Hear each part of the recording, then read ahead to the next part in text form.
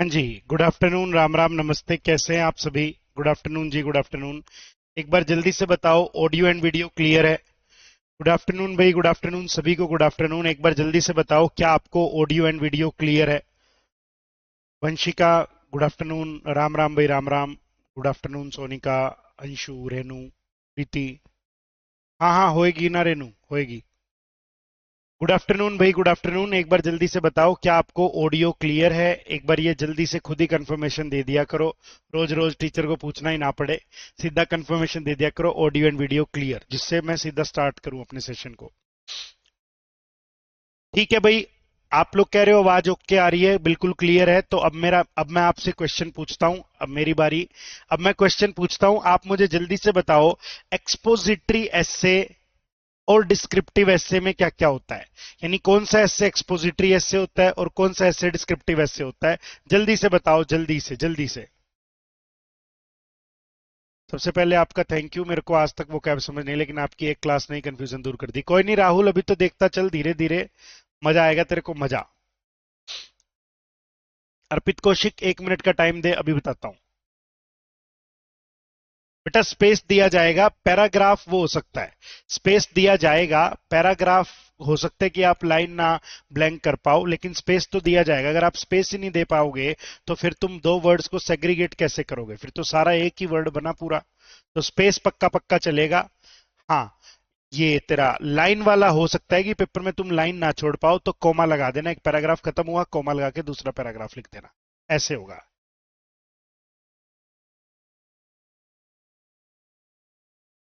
हाँ, जल्दी से बताओ, जल्दी से।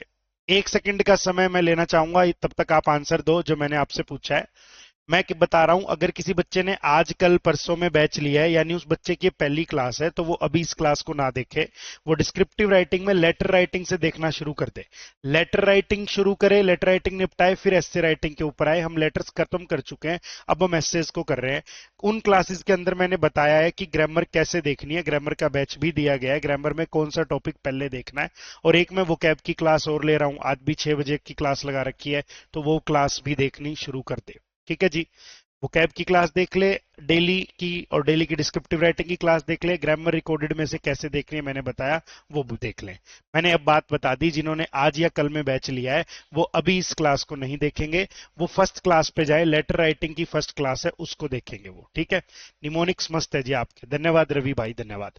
हाँ जी, डिस्क्रिप्टिव में पिक्चर क्रिएट होती है, बच्चे ऐसा कह रहे हैं। ठीक है, गलत हो गया, प्रीति का आंसर गलत हो गया। डिस्क्रिप्टिव में एक पिक्चर क्रिएट होती है, एक्सपोजिटरी में एक्सप्लेन करना होता है, लेकिन पर्सनल नहीं रखना होता, यूनिवर्सल वे में बताना होता है।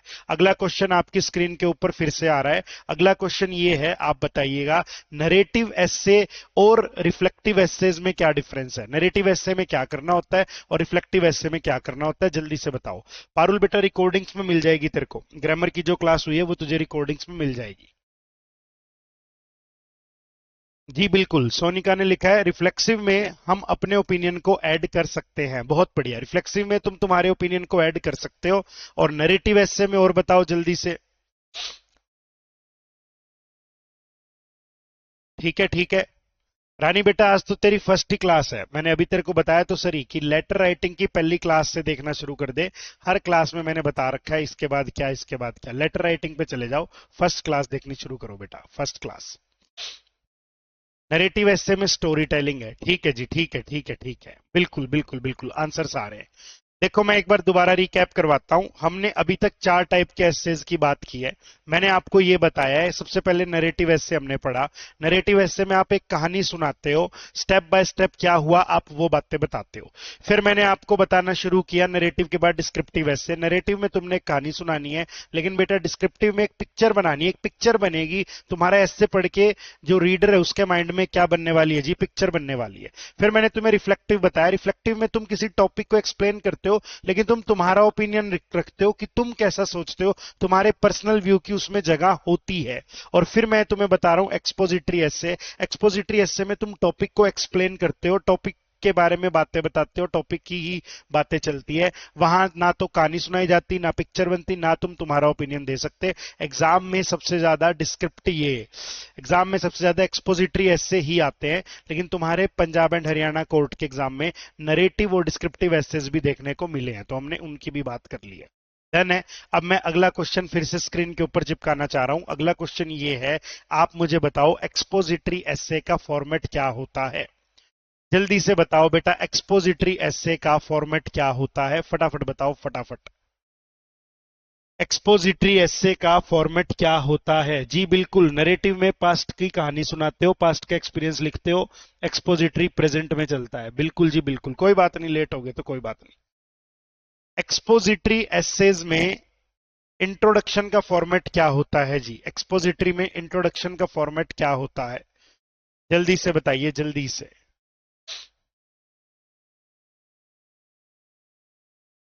नहीं अंशु, आपस में बातें नहीं करनी, आपस में बातें नहीं करनी, पढ़ाई करनी है। टीचर से बात कर सकते हो, कोई डाउट है तो आपस में गप्पे नहीं मारनी कमेंट बॉक्स में। अन्नू ने आंसर दिया है। अन्नू कह रही है एक जनरल लाइन है, फिर टॉपिक है, फिर इंपॉर्टेंस ऑफ टॉपिक है। ठीक है जी, हमने ये बात पढ़ ली है। एक्सपोजिटरी एसे के इंट्रोडक्शन को हम लोग देख चुके हैं ऑलरेडी, हमने ये कवर कर लिया राजा बेटा। हमने ये बात पढ़ ली है कि यहां तुम एक जनरल लाइन बनाते हो, यानी एक ओपनिंग सेंटेंस बनाते हो कि ये मुद्दा समाज में बहुत ही ज्यादा जरूरी है ना जी। तुम्हें क्या बनाते हो? ओपनिंग सेंटेंस बनाते हो कि ये मुद्दा समाज में बहुत जरूरी है। फिर 1.2 पे आप क्या करते हो, मैंने बताया था आपको बेटा। फिर आप टॉपिक को क्या कर देते हैं? डिफाइन कर देते हैं। आप टॉपिक को क्या करते होते हैं राजा बेटा? डिफाइन करते हैं कि टॉपिक ऐसा क्यों है। और फिर आप बताते हो इस चीज की इंपॉर्टेंस क्या है सोसाइटी में, इस चीज का समाज में क्या योगदान है, ये चीज समाज में क्यों जरूरी है। ये फॉर्मेट आप क्लियर करते हुए चलते हो।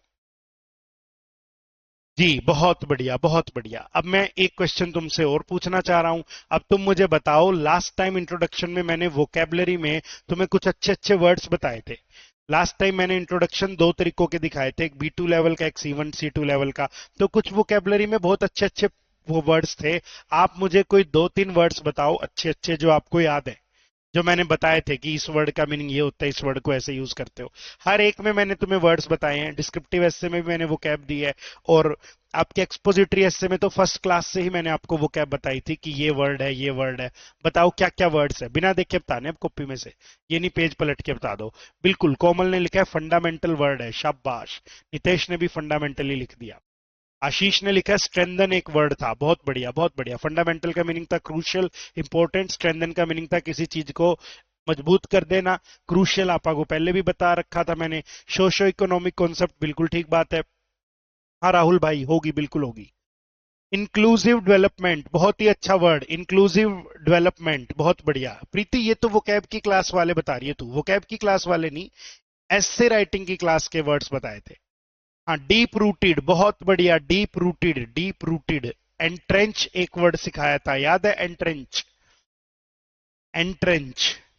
अभी सिर्फ लास्ट क्लास में जो वो कैब करवाई है वो बताओ मेरे को, एक्सपोजिटरी एसे की। एंट्रेंच, देयर बाय, इसी कारण से, as a result of this. Inclusive development, एक ऐसी डेवलपमेंट जिसमें सबका साथ लिया जा सके।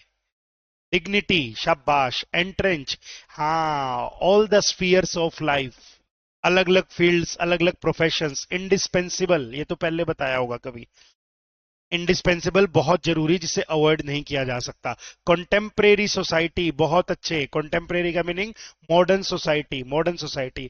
याद है यार तुमको, तो तुम तो समझदार बच्चे हो फिर, समझदार बच्चे हो जो तुम्हें ये बातें याद है। आ जाओ, आज के सेशन में कुछ एक हम इंट्रोडक्शन पढ़ेंगे, और कुछ एक के फिर मैं आपको बॉडी पैराग्राफ्स बताऊंगा, बॉडी पैराग्राफ कैसे लिखते हैं, बॉडी पैराग्राफ का फॉर्मेट भी मैं आपको डिस्क्राइब करने वाला हूं। बैलेंस्ड सोसाइटी, बिल्कुल बिल्कुल। नहीं, एरोमेटिक स्ट्रीट व्यू डिस्क्रिप्टिव एसे का वर्ड है बेटा। डिस्क्रिप्टिव एसे में तू बताती है कि स्ट्रीट में ऐसा खाना था, प्रीति, ये इसमें एक्सपोजिटरी में नहीं था, एम्फेसाइज भी पढ़ा था, शाबाश। आज के सेशन में हम एक बार कुछ इंट्रोज को ही करेंगे, फिर मैं आपको बॉडी पैराग्राफ का फॉर्मेट समझाने वाला हूं। ये लो बेटा, आज आपका टॉपिक है अनएम्प्लॉयमेंट। अनएम्प्लॉयमेंट, ठीक है जी। आप सबको पता है अनएम्प्लॉयमेंट क्या होती है। अब आप मुझे बताओ 1.1 ओपनिंग सेंटेंस क्या बनाने वाले हो। एक तो बेसिक सा मैंने बता ही रखा है, unemployment is a major socio economic problem, issue, concept, जो लिखना चाहो बनाओ जल्दी से। एक मैं बनाता हूं, एक तुम बनाओ।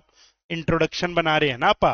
अनएम्प्लॉयमेंट बेटा लिखिए, unemployment is one of the major socio economic, unemployment is one of the major socio-economic issue या कॉन्सेप्ट, जो लिखना चाहो लिख दो। 1.1 रेडी है, ओपनिंग सेंटेंस रेडी हो गया है। सेकंड नंबर पे टॉपिक को क्या करना था, डिस्क्राइब करना था। सेकंड में टॉपिक को डिस्क्राइब करना था, जल्दी से बताइए, जल्दी से टॉपिक को डिस्क्राइब करो, अनएम्प्लॉयमेंट को डिस्क्राइब करो। अनु ने कहा है नॉन डिस्क्रिमिनेटरी डेवलपमेंट पढ़ा था। डीपली एंट्रेंस्ड, बिल्कुल जो धसा हुआ है, जिसको निकाला नहीं जा सकता, जो बिल्कुल समस्या मौजूद है समाज में। प्रीति तुम जो वर्ड बता रहे हो, तुम डिस्क्रिप्टिव एस्से के बता रहे हो, या तो तुमने लास्ट क्लास को स्किप कर दिया। परसों जो क्लास हुई थी उसमें मैंने तुम्हें ये बात बताई थी, एक्सपोजिटरी एसेस के वर्ड्स बताए थे, तुम्हें वो बताने। कैलेडियोस्कोपिक सीनरी, ये बेटा डिस्क्रिप्टिव का है, रंग बिरंगी सी सीनरी। हाँ जी मोनिका जी, बिल्कुल बिल्कुल बिल्कुल, बना ले सुशीला, बना ले। Unemployment is a considerable issue in a socio economic concept. ना ना, इन अ सोशो इकोनॉमिक कॉन्सेप्ट गलत हो गया ना यहाँ पे। डिफाइन करो, डिफाइन होता क्या है। अनएम्प्लॉयमेंट की डेफिनेशन चाहिए। मैंने पहले जनरल लाइन बनाई, ओपनिंग लिखी, unemployment is one of the major socio economic issue. हाँ जी, अब बताओ क्या होता है। अब यहां चाहूं तो मैं ऐसा लिख सकता हूं, अगली लाइन बनाता हूं, या तो विच से सेंटेंस बना लूं, यानी ओपनिंग सेंटेंस को और डेफिनेशन को एक ही सेंटेंस में बना लो, विच नाम का रिलेटिव प्रोनाउन डाल के, या तो ऐसे बना लो, नहीं तो फिर अलग लाइन बना सकते हो। अनएम्प्लॉयमेंट क्या होता है, it refers to a situation. बेटा डिफाइन करते हो ना, तो ये लाइन चिपका सकते हो, it refers to a situation when, it refers to a situation when, अब मैं ऊपर लिखना चाहूंगा, यहां स्पेस नहीं है। It refers to a situation when the educated citizens face trouble in finding suitable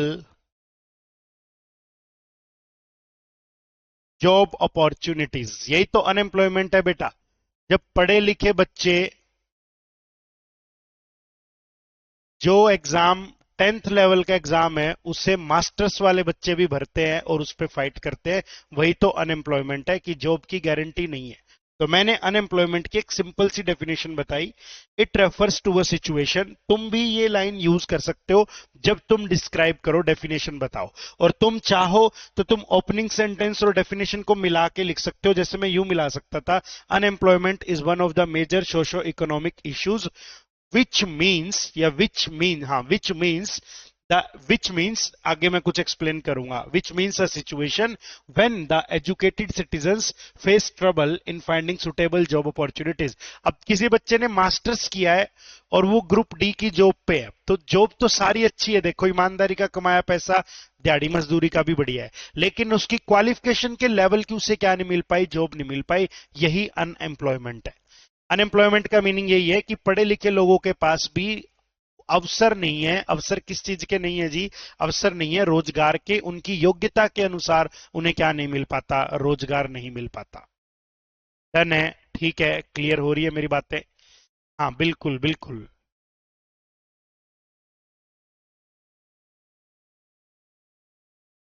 Sushila जा सकती है, लेकिन मैं अगेन तेरे को यही बात कहूंगा कि अब तू ये लिखेगी ना कि वुमेन एम्पावरमेंट वाले में 106 कॉन्स्टिट्यूशनल अमेंडमेंट है, लिख सकती है, इससे इससे बहुत अच्छा बन जाएगा, लेकिन 150 वर्ड्स में इतनी बातें बताने का मौका ही नहीं मिल पाता। जैसे 400 वर्ड का ऐसे होता तो मैं खुद कहता कि हिस्ट्री से रिलेटेड कोई बात लिखो कि हमारे इतिहास में क्या है,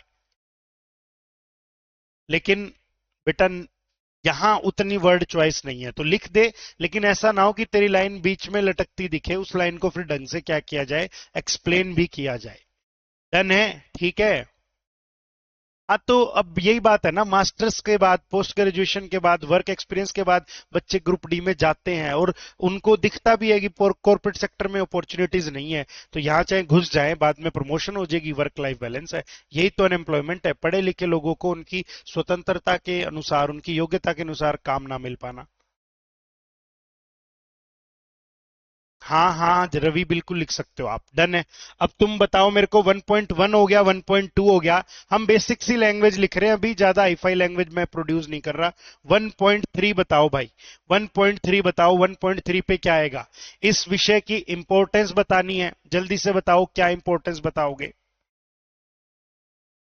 जल्दी से बताओ, जल्दी से। इट क्रिएट्स, क्यों इंपॉर्टेंट है ये मुद्दा टैकल करना? It creates frustration, it creates frustration,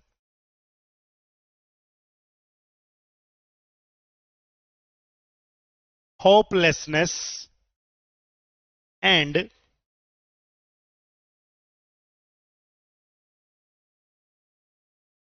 it creates frustration, hopelessness, and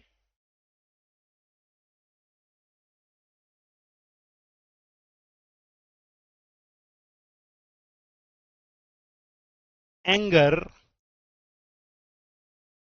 among the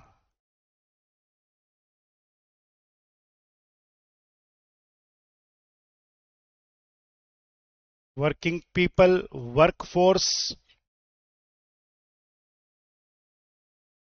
या फिर यंग जनरेशन।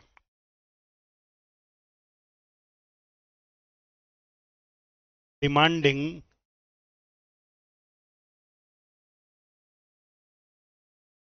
Immediate resolution.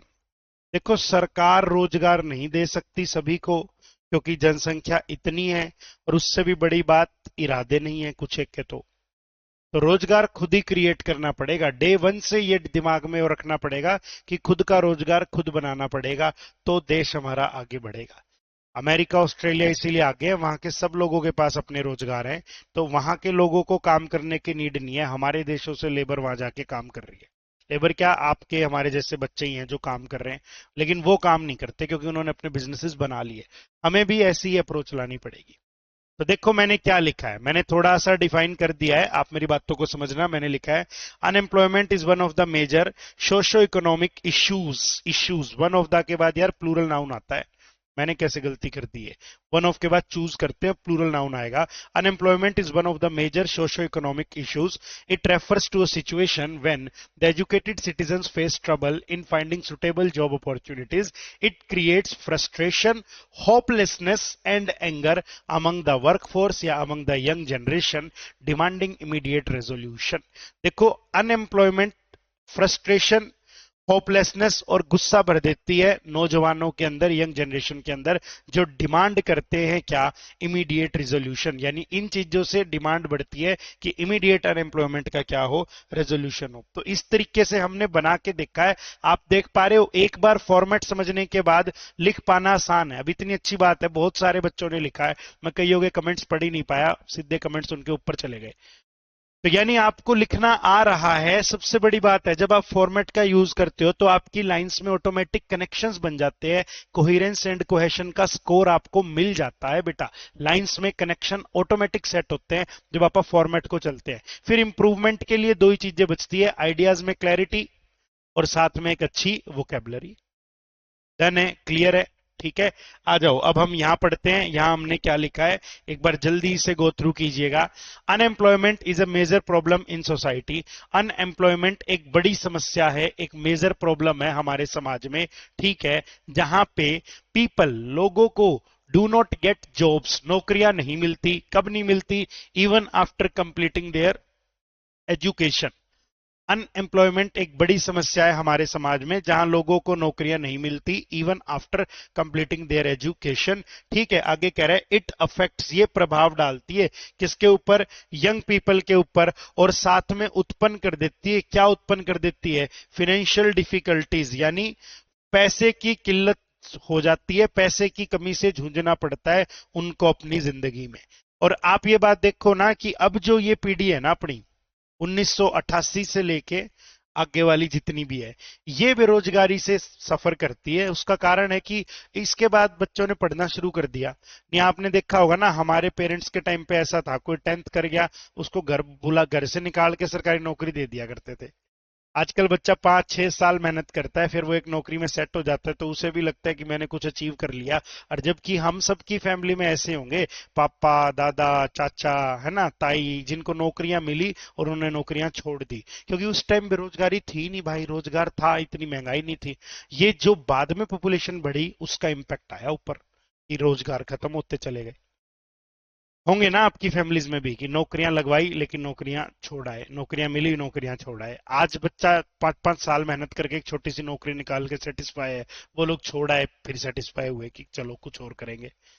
तो हमने अभी जो इंट्रोडक्शन पढ़ा ना, ये बिल्कुल सिंपल लेवल का इंट्रोडक्शन है। इसने पहली लाइन ओपनिंग बनाई कि ये एक समस्या है, गंभीर समस्या है। फिर इसने डिफाइन किया कि पढ़े लिखे लोगों को रोजगार नहीं मिलता उनकी योग्यता के अनुसार। फिर इसने बताया ये समस्या समाज में क्यों जरूरी है, ये समस्या इस समस्या पे बात करना क्यों जरूरी है, क्योंकि ये समाज में क्या कर देती है, नौजवान पीढ़ी के अंदर तक, नौजवान पीढ़ी को परेशान करती है, और साथ में उन्हें आर्थिक तंगी का सामना करना पड़ता है अपने जीवन में। ये बातें हमने यहाँ पे लिखी है, इसलिए यंग पीपल को ही सफर किया जाता है, यंग पीपल ही सफल होते हैं।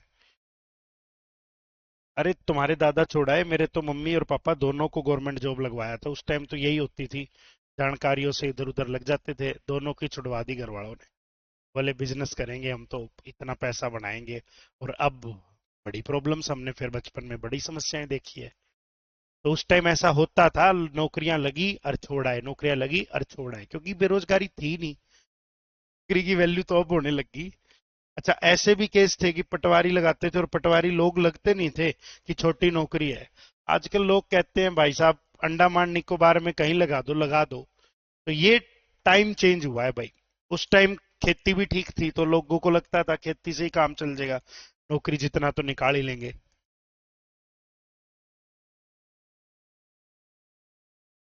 धन्यवाद रोमानिया जी, धन्यवाद, धन्यवाद आपका। हाँ, आइडिया क्लियर हो गया, आइडिया क्लियर हो गया। अब थोड़ा सा अच्छी वोकेबलरी वाला सोर्स देखते हैं, अच्छी वोकेबलरी वाला source. Unemployment is the critical, बेटा देख, सीरियस सीवियर के लिए एक अच्छा वर्ड है क्या? क्रिटिकल, है ना। सीरियस एक वर्ड होता है, तुमने, गंभीर मुद्दा है ये, सीवियर मुद्दा है। तो इसने बोला है अनएम्प्लॉयमेंट एक क्रिटिकल सोशो इकोनॉमिक, सोशो मतलब सामाजिक और आर्थिक मुद्दा है ये, इशू। हाँ, ये लाइन बहुत अच्छी है। कैरेक्टराइज्ड बाय, कैरेक्टराइज्ड बाय का मीनिंग है इसके अंदर क्या है, अनएम्प्लॉयमेंट में क्या होता है। It what does it contain, ये क्या कंटेन करता है, इसका ये मीनिंग है। अच्छा वर्ड है ये, एज एन एडजेक्टिव यूज किया गया है। कह रहे unemployment is a critical socio economic issue characterized by क्या होता है इसके अंदर, इनएबिलिटी, इनएबिलिटी, ठीक है जी, सक्षम ही नहीं है, इनेबल है, कौन है, of educated and skilled individuals, पढ़े लिखे भी हैं और स्किल्ड भी हैं। क्यों? टू सिक्योर, देखो एक हमने लिखा था गेट जॉब, अचीव जॉब, उससे ज्यादा एकदम बहुत अच्छा वर्ड आता है सिक्योर, नौकरी को प्राप्त करना, है ना। इस वर्ड को जरूर याद रखें, बहुत ही अच्छा वर्ड लगा। कैरेक्टराइज्ड वर्ड भी बहुत ही बेहतरीन सा शब्द है। मैं इन शब्दों के ऊपर लाल डिब्बा बनाऊंगा, जो मैं चाहूंगा कि आप जरूर लिख के आए जब आप पेपर में बैठेंगे। Unemployment is a critical socio-economic issue characterized by the inability of educated and skilled individuals to secure meaningful employment. Meaningful employment का मीनिंग है भैया अपनी पढ़ाई के अनुसार रोजगार मिल जाना. अब किसी ने एमएससी की है तो उसको एक अच्छी सी जॉब मिलनी चाहिए, छोटी मोटी नौकरी नहीं, अच्छी जॉब उसे मिलनी चाहिए. लेकिन अब भाई शिक्षण संस्था इतने हो गए कि ऐसे ही कर लेते हैं बालक, तभी दिक्कतें होती है. सिक्योर वर्ड बहुत ही अच्छा है. कैरेक्टराइज्ड वर्ड बहुत अच्छा है. कैरेक्टराइज्ड का मीनिंग है इट कंटेन्स. तो कह रहे हैं ये एक मुद्दा है कैरेक्टराइज्ड बाय. इसके अंदर क्या होता है, पढ़े लिखे और स्किल्ड लोगों को भी क्या नहीं मिलता, मीनिंगफुल. मीनिंगफुल मतलब जो उनके स्टैंडर्ड से, उनकी पढ़ाई से मैच हो, ऐसी एम्प्लॉयमेंट अपॉर्चुनिटीज नहीं मिलती. It possess a serious challenge. देखो इट पोजेज, पोजेज भी एक अच्छा वर्ड है. It pose a serious challenge, ये कोलोकेशन है, कई बार यूज कर सकते हो. पोज का मीनिंग होता है चुनौती खड़ी कर देना, तो ये चुनौती खड़ी कर देता है. It possess a serious challenge, ये एक सीरियस विपत्ति, सीरियस चैलेंज खड़ा कर देता है. किसके ऊपर, इकोनॉमिक ग्रोथ के ऊपर. मैं एक दिन पहले भी बता रहा था जिसने एमएससी कर रखी है उसको मौका मिले तो हो सकता है वो मैथ की कोई थ्योरम बनाए, वो कोई फिजिक्स का नया सिद्धांत निकाल लाए. लेकिन बेरोजगारी का ये आलम है कि एमएससी की हुई है तो एमएससी छोड़ के बच्चे को ग्रुप डी, क्लरिकल पोस्ट, इधर उधर कहीं और नौकरी पे जाना पड़ता है. डेवलप्ड कंट्रीज में क्या है, आप एमएससी कर रहे हो, आप रिसर्च कर रहे हो, सरकार साथ साथ पैसा दे रही है जिससे आप अपने लिविंग एक्सपेंसेस मैनेज कर रहे हो, आप टोटली फोकस्ड अपनी पढ़ाई की तरफ हो. तभी वो 4-5 साल में कोई रिसर्च कर लाते हैं और कुछ निकाल देते हैं. अपने वालों को समय ही नहीं मिलता, घर गृहस्थी, परिवार, पैसा, ये अपने को परेशान कर देती है चीजें. तो ये खतरा उत्पन्न करती है. It possess a serious challenge, एक चुनौती उत्पन्न करती है इकोनॉमिक ग्रोथ पे, यानी आर्थिक ग्रोथ पे. ग्रोथ की हिंदी मेरे माइंड से स्किप होगी. आर्थिक तरक्की, आर्थिक तरक्की पे. एंड सोशल स्टेबिलिटी, समाज में क्या रहे, स्टेबिलिटी भी तो रहे ना, सोशल स्टेबिलिटी. अब भाई सीधी सी बात है, एमएससी किया हुआ व्यक्ति अगर कंपनी में 9,000 की नौकरी कर रहा है और जिसने 12 पढ़ के सरकारी नौकरी प्राप्त कर ली वो 80,000 रुपए कमा रहा है, 50 उसके सैलरी है, 30 उसके वो वाले है, तो भाई आगे लोग एमएससी क्यों करेंगे. और इतना डिफरेंस हमारी सोसाइटी में है, आप और हम आए दिन देखते हैं ये डिफरेंस. तो भैया एक स्टेबिलिटी भी तो बनी रहे ना. कंटेम्परेरी सोसाइटी, कंटेम्परेरी सोसाइटी का मीनिंग है बेटा मॉडर्न सोसाइटी, जिस समाज में हम अभी रह रहे हैं, जो समाज हमारा अभी चल रहा है. क्लियर हो गया. अनएम्प्लॉयमेंट के एस्से का इंट्रोडक्शन आपने कितने बेहतरीन तरीके से बना लिया है. अब देखो, अब मैं यहां से थोड़ी सी डेप्थ में तुम्हारे साथ चर्चा करना चाह रहा हूं. अनएम्प्लॉयमेंट का एस्से आपने बनाया है, अब एक बार आपको बॉडी पैराग्राफ समझाएं. बताओ कौन कौन कहता है कि बॉडी पैराग्राफ अभी समझा दो कि बॉडी में क्या लिखा जाता है. हमारा कौन कौन सा नथु लाल, हमारा कौन सा नन्ना मुन्ना बालक है जो कह रहा है बॉडी अभी समझाओ. बताओ क्या हम बॉडी अभी पढ़ें, बताएं आपको बॉडी. हाँ तन्नू बेटा, बहुत सारे बच्चों के साथ है. देखो आप बता रहे हो आप नेट क्वालिफाइड हो 2 टाइम 2 बार, फिर भी आपको एक अच्छा रोजगार नहीं मिल पाया.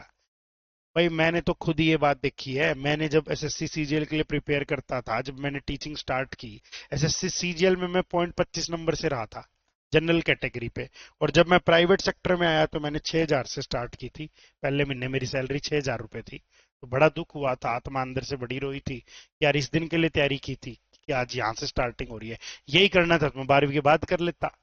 बीएससी कर रखी थी 78% बीएससी में, एमएससी कर रखी थी 58% उसमें लेके आए, सीजीएल की तैयारी करी और उसमें पॉइंट 25 नंबर से सिलेक्शन चुका. और फिर घर की स्थितियां खराब हुई, प्राइवेट सेक्टर में उतरे, 6,000 की सैलरी मिली, 12 घंटे काम, टीचिंग ही थी. तो बड़ा दुख हुआ, लेकिन सोचा कोई बात नहीं, अब परमात्मा ने जो दिया उससे मेहनत करेंगे, आगे लाइफ में बढ़ेंगे. तो ये बात है जी, बिल्कुल ये बात है. तो बता एमएससी मैथमेटिक 89%, तो तेरे को तो लेक्चरर बनना चाहिए. तू कहाँ सरकारी नौकरी की तैयारी में अन्नू. एमएससी कर रखी है, पढ़ा, तेरी एकेडमी खोल, मैथ पढ़ा बालकों को साथ साथ, तेरी प्राइवेट सेक्टर में यूनिवर्सिटी में अच्छी इंटरव्यू दे के लग जा. काय को इतनी भड़क, 89% एमएससी. लॉकडाउन में तो नहीं थी. बॉडी पढ़ते हैं. मैं एक बार आपको बॉडी पैराग्राफ बताने की कोशिश करता हूं, आपको बॉडी पैराग्राफ समझ में आएगा. बेटा बॉडी पैराग्राफ में ना सबसे पहले तुम्हें तुम्हारा एक पॉइंट लिखना चाहिए. पॉइंट में तुम क्या लिखते हो? पॉइंट में तुम ये लिखते हो कि ये चीज क्यों है, जनरली ये चीज क्यों है, या ये चीज क्यों है, या ये चीज किस कारण से, यानी तुम एक पॉइंट लिखते हो। यहां तुम कोई आइडिया बनाते हो, ये तुम्हारा आइडिया होता है, ये तुम्हारा खुद का विचार होता है, तुम अपने पॉइंट को एक्सप्रेस करते हो एक लाइन में। भाई यार तुम तो इतने टैलेंटेड हो, तुम्हारी पढ़ाइयां सुन के तो मेरे को शर्म आ रही है। बालक कह रहे सीए इंटरमीडिएट तक कर रखी है। हाँ हाँ हाँ भाई, जेसीबी शिफ्ट टाइट है। बताओ। सीए कर रखी है बच्चे ने और बच्चा गवर्नमेंट जॉब्स के लिए प्रिपेयर कर रहा है। देखो यार, सीए वाला बालक तो क्या नहीं कर सकता, एक कंपनी बना सकता है, लेकिन परिस्थितियां ऐसी है भाई। कोई बात नहीं भाई, कोई बात नहीं, ये संघर्ष परमात्मा ने हम सबके जीवन में दिया है, तो हमें इसे निभाना ही पड़ेगा, कोई बात नहीं। देखो बॉडी में क्या होता है, सबसे पहले तुम अपना एक पॉइंट बताते हो, तुम्हारा आइडिया लिखते हो, ये तुम्हारा खुद का विचार होता है बेटा, खुद का आइडिया होता है, ठीक है। मैं वाई नहीं लिख रहा, वाई को मैं नीचे लिखूंगा। तो मैं बताता हूं, यहां तुम एक पॉइंट लिखते हो, आइडिया जनरेट। यहां तुम एक आइडिया जनरेट करते हो कि ये चीज इस कारण से होती है। तुमने पॉइंट लिख दिया। अब तुम तुम्हारे पॉइंट को क्या करोगे, एक्सप्लेन करोगे कि इस चीज से क्या होता है, कैसे चीजें जाती है। एक्सप्लेनेशन में तुम क्या लिखते हो, वाई और हाउ। एक्सप्लेनेशन में आप लोग क्या लिखते हैं बेटा, वाई और हाउ।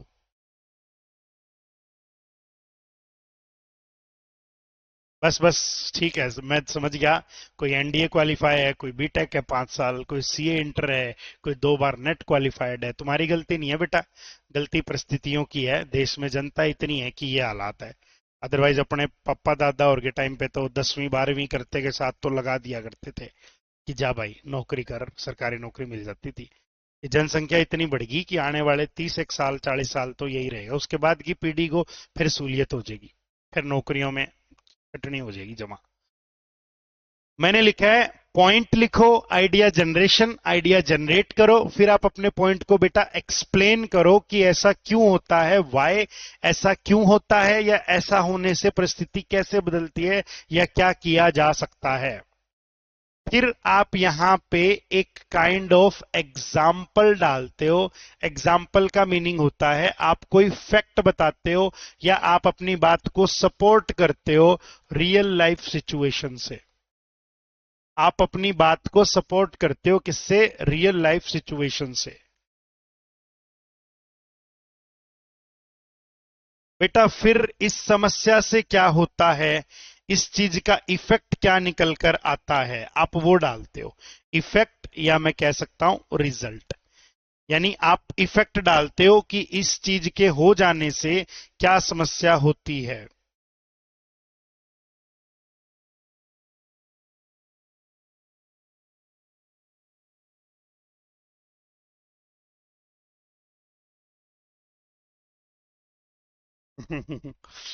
इन टैलेंटेड बच्चों की वजह से हमारा सिलेक्शन खतरे में है। सारे टैलेंटेड है,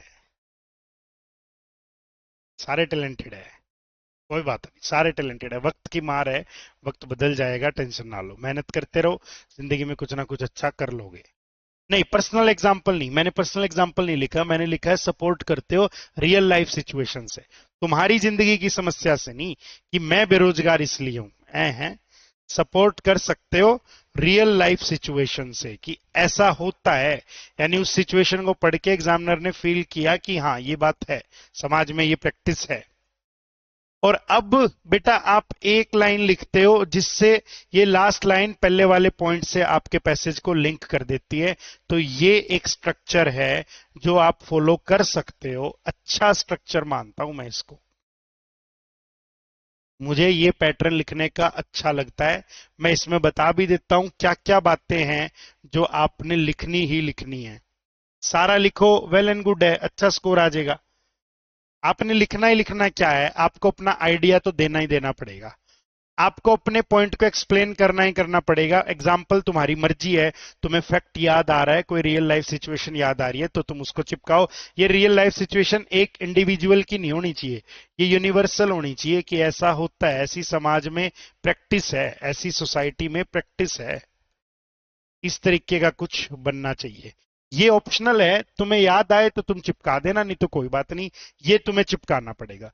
यानी पॉइंट लिखो, पॉइंट को एक्सप्लेन करो, एक एग्जांपल दो, उसका इफेक्ट बताओ, यानी उससे होने वाली नतीजा बताओ, रिजल्ट बताओ, फिर लिंक कर दो। लिंक का मीनिंग क्या होता है, यहां कोई ऐसी लाइन लिखो जो आपके पॉइंट से क्या हो जाए, लिंक हो जाए, कनेक्ट हो जाए, यानी आपका पैराग्राफ क्या हो गया, एंड हो गया। यहां रेड से जो बॉक्सेस हैं, रेड जो टिक्के हैं, वो काम करने ही करने पड़ेंगे जब भी आप ऐसे लिखोगे। 2.3 और 2.5 ऑप्शनल है, अगर आप चिपका दोगे वेल एंड गुड है, अगर आप नहीं चिपका पाए कोई बात नहीं, नंबर तो फिर भी आएगा। पूरा फॉलो करोगे तो ज्यादा नंबर आएगा, कंक्लूजन आएगा। कोमल कैसी बातें कर रहे हो? तो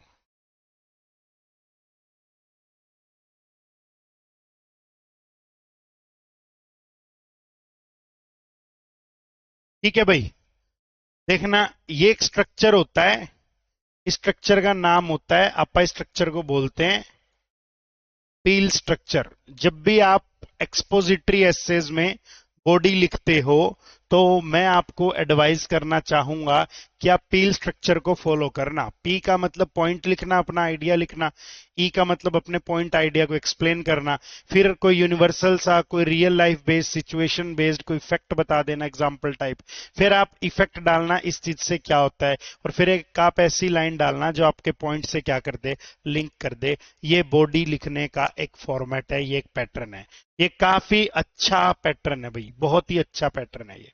एक बार बताओ क्या ये बात ओके है? जल्दी से बताओ, जल्दी से, थोड़ा सा पानी पीते हैं हम।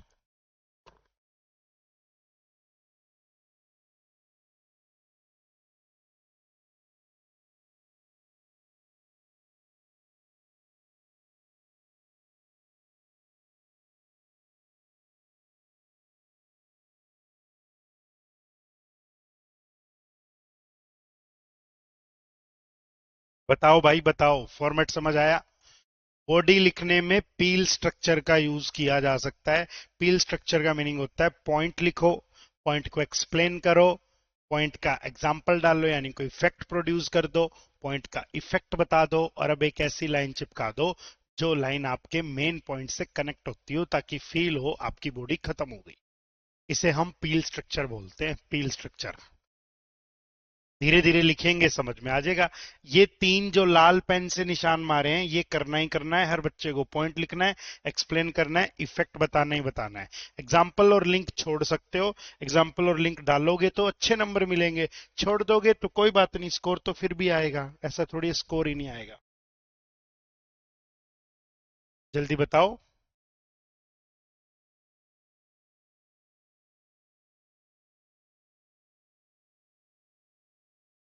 देख मैं अब लिख के दिखाता हूं, अब मैं तुम्हें इमेजिन करवाता हूं कैसे चलना है। पॉइंट, एक्सप्लेन, एग्जाम्पल, इफेक्ट राजा बेटा, लिंक। ये अनएम्प्लॉयमेंट वाले उठाते हैं।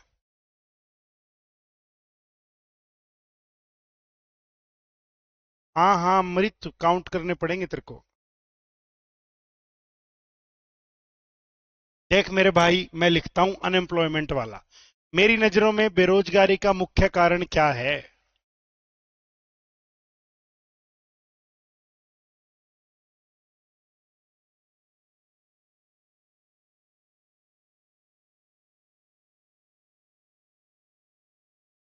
मेरी नजरों में बेरोजगारी का मुख्य कारण है जी जनसंख्या। जनसंख्या इतनी है कि भाई साहब बेरोजगारी होगी होगी। डेवलप्ड कंट्रीज हमसे इसीलिए आगे हैं क्योंकि वहां पे इतनी क्या नहीं है जी, जनसंख्या ही नहीं है। ठीक है, मैंने अपना पॉइंट सोचा, मैं अनएम्प्लॉयमेंट के हिस्से की बात कर रहा हूं जो मैं ऊपर इंट्रो बना के आया हूं ना बेटा। अब मैं सोच रहा हूं उसी इंट्रो की, अनएम्प्लॉयमेंट का जो एस्से है उसी की मैं बॉडी की तरफ जा रहा हूं कि बॉडी कैसे बने। बीच बीच में बातें रोक दो, मैं कल से कमेंट बंद कर दूंगा, कोई डाउट भी नहीं ले पाओगे फिर। अगर बीच बीच में गप्पे मारोगे नलायकों तो मैं कल से कमेंट ही बंद कर दूंगा, फिर कोई डाउट तुम्हारा अटेंड नहीं हो पाएगा। जितना तुम्हें समझ में आएगा तुम्हें उतना ही समझना पड़ेगा। लेकिन बीच बीच में गप्पे नहीं होनी चाहिए। बेटा मेरी नजरों में क्या है, पॉपुलेशन एक्सप्लोजन, यानी पॉपुलेशन में एकदम से ब्लास्ट हो गया है, जनसंख्या जबरदस्त तरीके से क्या हो गई है, बढ़ चुकी है। ठीक है जी, अब देखना इस बात को अब एक्सप्लेन करना है, पॉपुलेशन एक्सप्लोजन से बेरोजगारी कैसे बढ़ी। मैंने लिखा भाई लिमिटेड रिसोर्सिस है, हर व्यक्ति का रोजगार कहीं ना कहीं प्रकृति के ऊपर ही निर्भर है, लिमिटेड रिसोर्सिस है, लिमिटेड ही क्या है जी, अपॉर्चुनिटीज है, लेकिन जनता ज्यादा है, इस कारण से क्या क्रिएट हो रहा है, गैप क्रिएट हो रहा है। ये गैप किस चीज में क्रिएट हो रहा है जी, ये गैप क्रिएट हो रहा है डिमांड और सप्लाई में। 1 लाख आदमी है काम करने के लिए, लेकिन इतनों की डिमांड नहीं है, डिमांड सिर्फ 1000 की है, तो बेरोजगारी है। डिमांड कितनों की है, डिमांड सिर्फ 1000 की है, सप्लाई अपने पास 1 लाख की है, तो वो जो 1 लाख की सप्लाई में से 1000 तो चले गए, बाकी के जो 99,000 रह गए वो बेरोजगार है फिर। तो मेरी बात समझो, मैंने अपने तरफ से सोचा, मैंने अपने तरफ से क्या सोचा, मैंने अपने तरफ से सोचा कि भैया पॉपुलेशन एक्सप्लोजन, पॉपुलेशन में ब्लास्ट हो गया, एकदम पॉपुलेशन बढ़ गई, इस कारण से बेरोजगारी बढ़ गई। ठीक है, अब मैंने एक्सप्लेन किया पॉपुलेशन एक्सप्लोजन, ठीक है। आगे मैंने लिखा लिमिटेड रिसोर्सेज, रिसोर्सेज लिमिटेड है, अपॉर्चुनिटीज लिमिटेड है, इस कारण से गैप क्रिएट हो गया। गैप क्रिएट कहां हो गया बेटा, गैप क्रिएट हो गया डिमांड और सप्लाई में। डिमांड कम है, सप्लाई ज्यादा है, इस कारण से बेरोजगारी बढ़ रही है। मैं ऐसे अपने पॉइंट को एक्सप्लेन करूंगा। अब मैं एग्जांपल देता हूं, मैं एग्जांपल देता हूं, जैसे मैंने रियल लाइफ सिनेरियो बता दिया। जो डेवलपिंग नेशंस होते हैं, जो डेवलपिंग नेशंस होते हैं उनमें पॉपुलेशन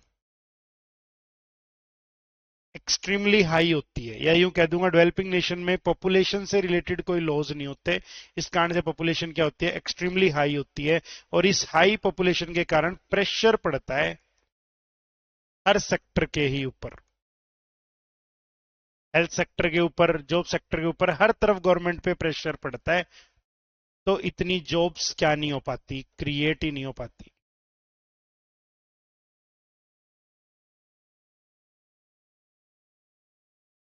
ठीक है, डन है। अरुण बढ़ा बेटा, प्रैक्टिस कर, 100 वर्ड्स तो बहुत कम है, 50-60 वर्ड तो आदमी इंट्रो में लिख देता है।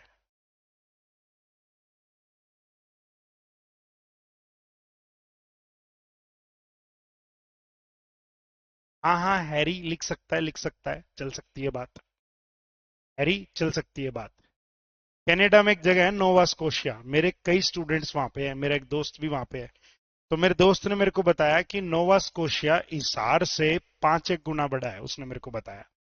जितना बड़ा हिसार है, हिसार से 5 गुना बड़ा है कनाडा का प्रोविंस नोवा स्कोशिया,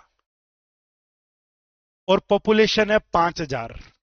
तो उसने मेरे को बताया कि नीरज भाई सड़क पे खड़े हैं, गाड़ी खराब होगी ना अगर, तो खड़े रहो, 1.25 घंटे में दूसरा साधन निकलता हुआ दिखेगा। इतने साधन नहीं है, इतनी शांति है, कोई पोल्यूशन नहीं है, लेकिन ठंडा बहुत ज्यादा है, बर्फ बहुत ज्यादा है, तो लोग वहां रहते नहीं, पीआर जल्दी हो जाती है, इसलिए वो जो दोस्त है या जो स्टूडेंट्स है वहां जाते हैं, वहां जल्दी पीआर है, 2 साल में पीआर हो जाती है।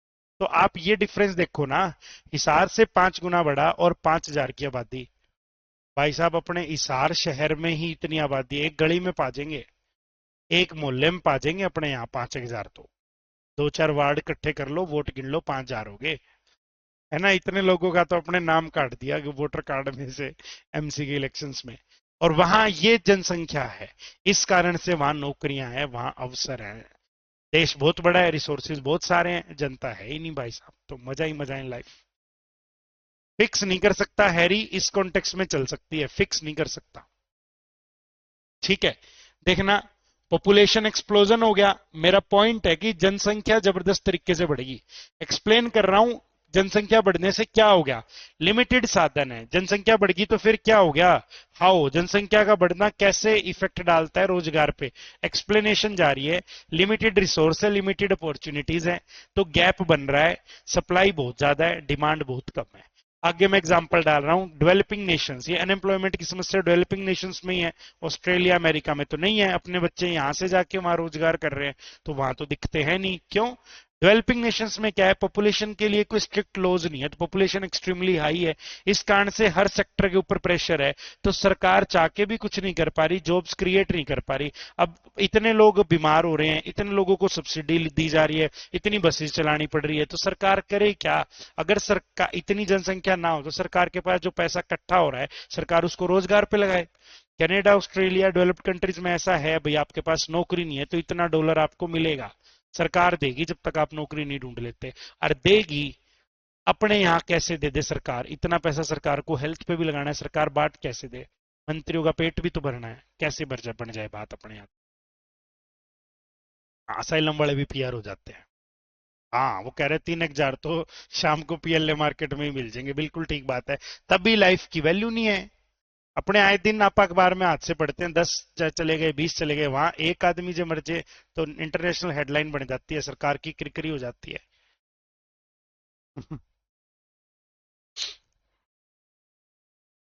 देखना, मैंने सिचुएशन बताई, अब मैं इफेक्ट बता रहा हूं, इस जनसंख्या के बढ़ जाने से क्या होगा।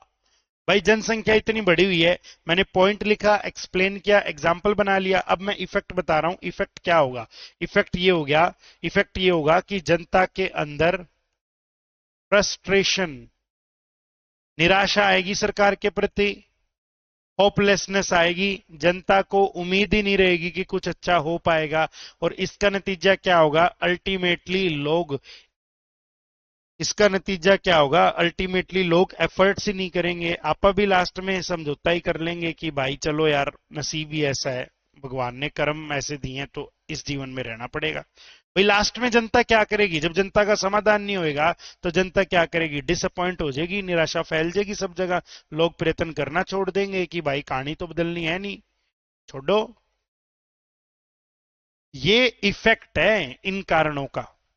और अब लिंक करना है, अब एक लाइन बनानी है जो ऊपर वाली चीजों को क्या कर दे? लिंक कर दे। इसी कारण से लिंक क्या करूं? इसी कारण से मैं कह सकता हूं कि अनएम्प्लॉयमेंट ना सिर्फ इंडिविजुअल के लिए खतरनाक है, बल्कि कंट्री, सोसाइटी, इन सब के लिए ही क्या है जी? खतरनाक है। और इसको जल्दी से जल्दी क्या करना चाहिए? इसको टैकल करने का भरपूर प्रयास करना चाहिए। लो भाई,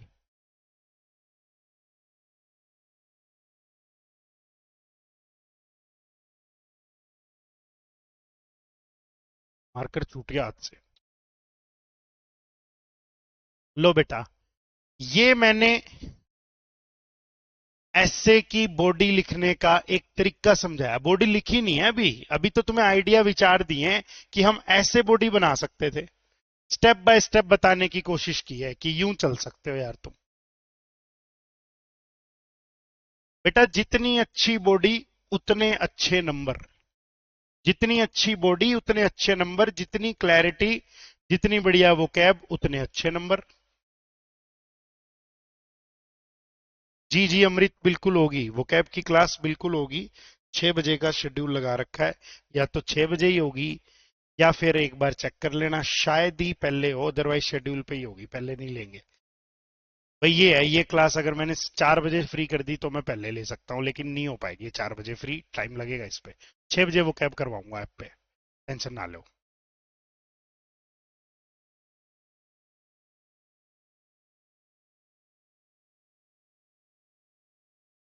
ठीक बात है, ठीक बात है। एक बार बताओ, क्या बॉडी का फॉर्मेट क्लियर हुआ? क्या आपको सोचना आया कि कैसे बॉडी को एक्सप्रेस करना है? पहले पॉइंट लिख देना है, पॉइंट लिखने के बाद आपको क्या करना है जी? अपने आइडिया को एक्सप्लेन करना है, एक्सप्लेन करने के बाद आपने एग्जाम्पल दे देना है, एग्जाम्पल देने के बाद आप एक इफेक्ट बता देना, फिर आप लिंक कर देना।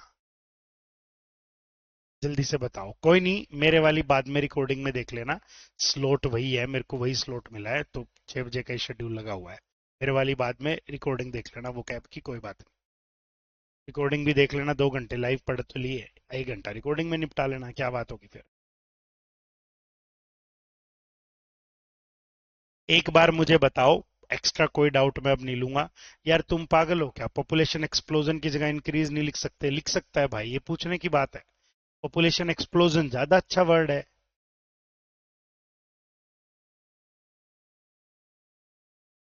पॉपुलेशन एक्सप्लोजन ज्यादा अच्छा वर्ड है यार, इंक्रीज तो है ही, पॉपुलेशन इंक्रीज अपन ने कब से पढ़ा है, ड्रामेटिक इंक्रीमेंट इन पॉपुलेशन अपन ने पढ़ा तो है। तुम्हें ये पैटर्न समझ आ गया कि बॉडी को ऐसे लिखते हैं। आज मैं बॉडी का फॉर्मेट ही बताऊंगा, आज मैं बॉडी लिखवाऊंगा नहीं, आज मैं फॉर्मेट समझाऊंगा बॉडी का, ताकि आपको सोचना आ जाए। कल मैं बॉडी लिखवाऊंगा जिससे तुम्हें पता लगे कि हाँ बॉडी ऐसे जाती है। पहले मैंने फॉर्मेट बताया था, अब मैंने डिटेल में लिख के दिखा दिया। इतने वर्ड्स में तुम 90 वर्ड्स कर नहीं सकते, 80 70 80 90 वर्ड्स बॉडी में चाहिए, आराम से खींच दोगे तुम इतने वर्ड्स, आराम से, कोई दिक्कत ही नहीं है। अरुण गलत कंफ्यूजन हो रही है ना। एफर्ट्स का मीनिंग होता है प्रयास, अफेक्ट का मीनिंग होता है किसी चीज को प्रभावित करना। This will affect your performance. Efforts का मीनिंग है प्रयास। टीचर कहता है कि you need to increase your efforts, तुम्हें तुम्हारे एफर्ट्स बढ़ाने पड़ेंगे। ये कंफ्यूजन तो नाजायज है मेरे भाई, ये कंफ्यूजन नाजायज हो रही है। ठीक है भैया, आ जाओ यहां से आगे चलते हैं।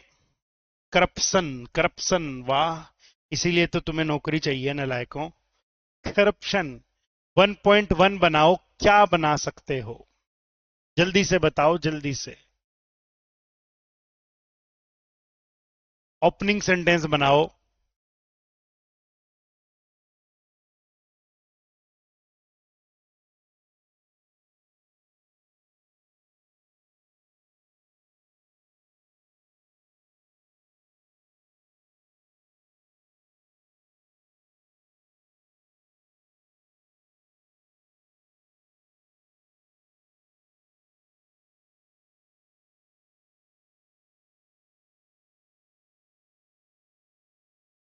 एक बात आज ध्यान में रखें, अगर अगर क्या मिल ही जाएगी जीवन में, तुम्हें रोजगार मिल जाए तो बस करप्शन मत करना, ईमानदारी से अपना काम करना। अपनी शिफ्ट से पहले घर भाग आना भी एक करप्शन है, परलो मार लेना भी एक करप्शन है, नौकरी पे टाइम पे ड्यूटी ना करना, कोई पूछने वाला नहीं है तो ना जाना भी एक करप्शन है। आप आज अपने साथ ईमानदार रहोगे तो कल समाज आपके बच्चों के साथ भी ईमानदार रहेगा, कल एक अच्छा समाज बनेगा। अगर आप खुद करप्शन में जाएंगे, खुद करप्ट हो जाएंगे, काम चोरी दिखाएंगे, तो कल को आपकी भी पीढ़ी को उन्हीं समस्याओं का सामना करना पड़ेगा। क्योंकि भैया वट गोज दैट कम्स, ऐसा इंग्लिश में कहा जाता है, जो आपने समाज को दिया समाज वो आपको वापस दे देगा। ये बात ध्यान में रखना तुम। ठीक है, कम पैसे कमा लेना कोई बात नहीं, लेकिन ईमानदारी से कमा लेना, कोई बात नहीं, कम कमा लेंगे, ईमानदारी जमीर से जी लेंगे, जमीर से, दैट्स इट। खैरी भाई बता तो दिया, लिख के दूं क्या, फिक्स नहीं कर सकता। तू सिर्फ एक मेजर पार्क वाले ऐसे की बात कर रहा है, लाइन फिक्स कैसे हो जाएगी, वो पार्क के लिए फिट है लाइन, फिक्स नहीं हो सकती बेटा वहां वो लाइन। टॉपिक चेंज तो चेंज हो जाएगी बात। हाँ ठीक है, अंकित ने लाइन बना रखी है।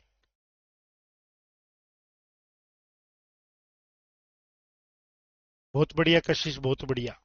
अपने दम पे नौकरी मिल जाए तो ठीक है, नहीं कुछ और कर लो, पैसे पूसे दे के नौकरी नहीं करनी चाहिए भाई, पता नहीं कब फंस जाए, कब दिन मान उल्टे लग जाए। मैंने लाइन बना दी है, corruption is one of the major socio economic challenges. Corruption जो है हमारे समाज में जितने चैलेंजेस हैं सोसाइटी और इकोनॉमिक पे, उस उनमें से एक मेजर चैलेंज है। आगे देखना मैं क्या लिखता हूं, इसको डिफाइन करना चाहिए। It refers to, it refers to a situation when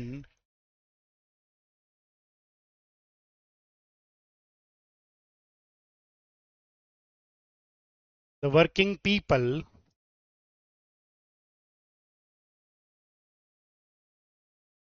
especially in government sector. Corruption is one of the major socio-economic challenges. It refers to a situation when the working people, especially in government sector, try to give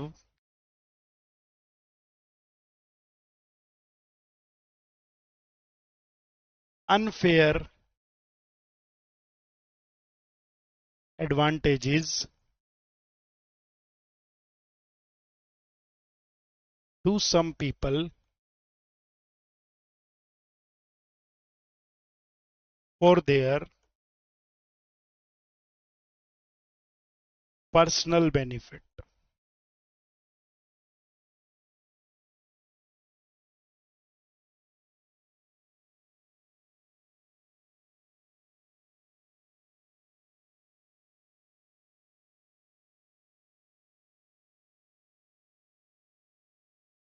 Priya, topic पे depend करेगा, और ऐसे core negative नहीं होना चाहिए। वो एक general discussion है तो उसमें होप दिखनी चाहिए, पॉजिटिविटी उसमें दिखनी चाहिए, बजाय कि कोर नेगेटिव होने के।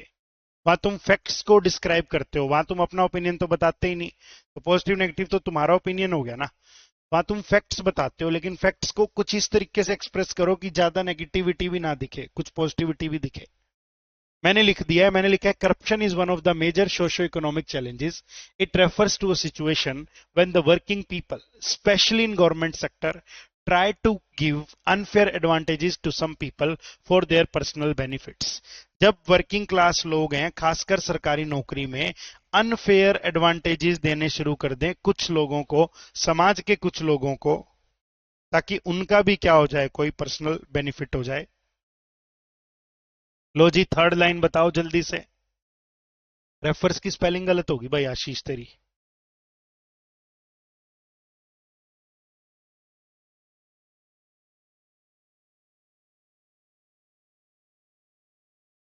टेक भी लगा सकती है, मैंने गिव इस कॉन्टेक्स्ट में बताया है, बड़े लेवल का करप्शन। हाईवे का प्रोजेक्ट है, हाईवे का प्रोजेक्ट में लक्की ड्रॉ से निकलना था, लेकिन ठेकेदार की कंपनी ने 100 करोड़ आईएएस आपको पहुंचवा दिए।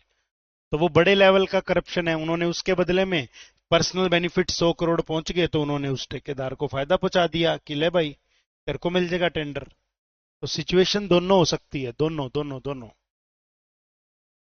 हाँ हाँ, नो, क्या दिक्कत है? एक आधी बात नाउन फ्रेज तुम ब्रैकेट्स में डाल सकते हो, कोई भी दिक्कत नहीं है। बिल्कुल डाल सकते हो, बिल्कुल।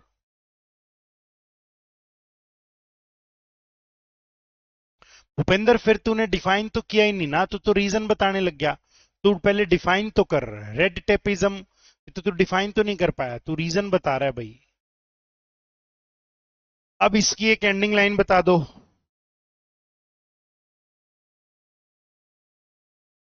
It poses serious challenges in the, अपने देश में तो चरम पे है ये, क्योंकि कोई कानून ही नहीं है ढंग के कि भाई जो करप्शन करे उसके ऊपर कोई कड़ी कार्रवाई हो। उनको पता है कि निकल जाएंगे पैसे कमाल के, पैसे कमा के दे के छूट जाएंगे। It poses serious challenges in the development of a nation. लेकिन आप और हमें लड़ना है। आप लोग जब सरकार का हिस्सा बने तब करप्शन बिल्कुल मत कीजिए। याद कीजिए कि आप कहां से आए हैं, किस लेवल से आप उठे हैं, तो अनफेयर एडवांटेज कैसे ले सकते हैं हम। प्राइवेट सेक्टर में भी बहुत ज्यादा करप्शन है भाई, बहुत ज्यादा। लोगों के ऊपर है, कोई करे या कोई ना करे। मैंने लिखा है it poses serious challenges in the development of a nation. ये गंभीर मुद्दे, ये गंभीर चुनौतियां खड़ी कर देता है किसी राष्ट्र की तरक्की में। Demanding immediate need to address it. अब इसको मैं और बड़ा भी कर सकता हूं। It poses serious challenges in the development of a nation, demanding, demand कर रहा है ये क्या, इमीडिएट मेजर्स टू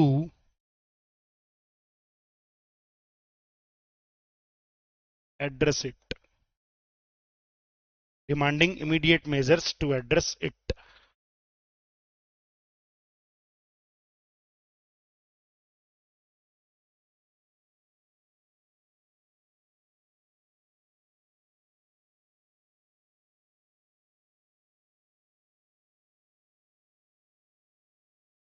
क्यों क्यों? पीडीएफ तो डाउनलोड हो रही है भाई सचिन, क्यों नहीं हो रही पीडीएफ डाउनलोड? मैं एक बार टीम को बोल दूंगा, अदरवाइज पीडीएफ डाउनलोड भी होती है, पीडीएफ प्रिंट भी होती है। मैंने एक अपने तरफ से बना दिया, ज्यादा हाई फाई वो कैब नहीं रखी गई है, वो कैब को थोड़ा सिंपल रखा गया है। Corruption is one of the major socio economic challenges. It refers to situation when the working people specially in government sector try to give unfair advantages to some people for their personal benefits. It poses serious challenges in the development of a nation, demanding immediate measures to address it. ठीक है जी, immediate measures उठाने चाहिए इसे क्या करने के लिए, address करने के लिए। पढ़ते हैं इस, यहां हमने क्या लिखा है, corruption is a serious problem in society, ठीक है, वेयर पीपल, जहां लोग मिस यूज करते हैं अपनी पावर को पर्सनल बेनिफिट के लिए। ये अफेक्ट करता है, प्रभावित करता है किसको, सरकारी तंत्र को। It affects government system and creates unfairness. ये क्या करता है जी, प्रभावित करता है सरकारी तंत्र को भी, और अनफेयरनेस भी क्रिएट करता है हमारे समाज के अंदर। बिल्कुल सिंपल सी भाषा में बता रखा है, सिंपल सी भाषा में। कोई नहीं कशिश, धीरे धीरे धीरे धीरे वो कैब बन जाएगी।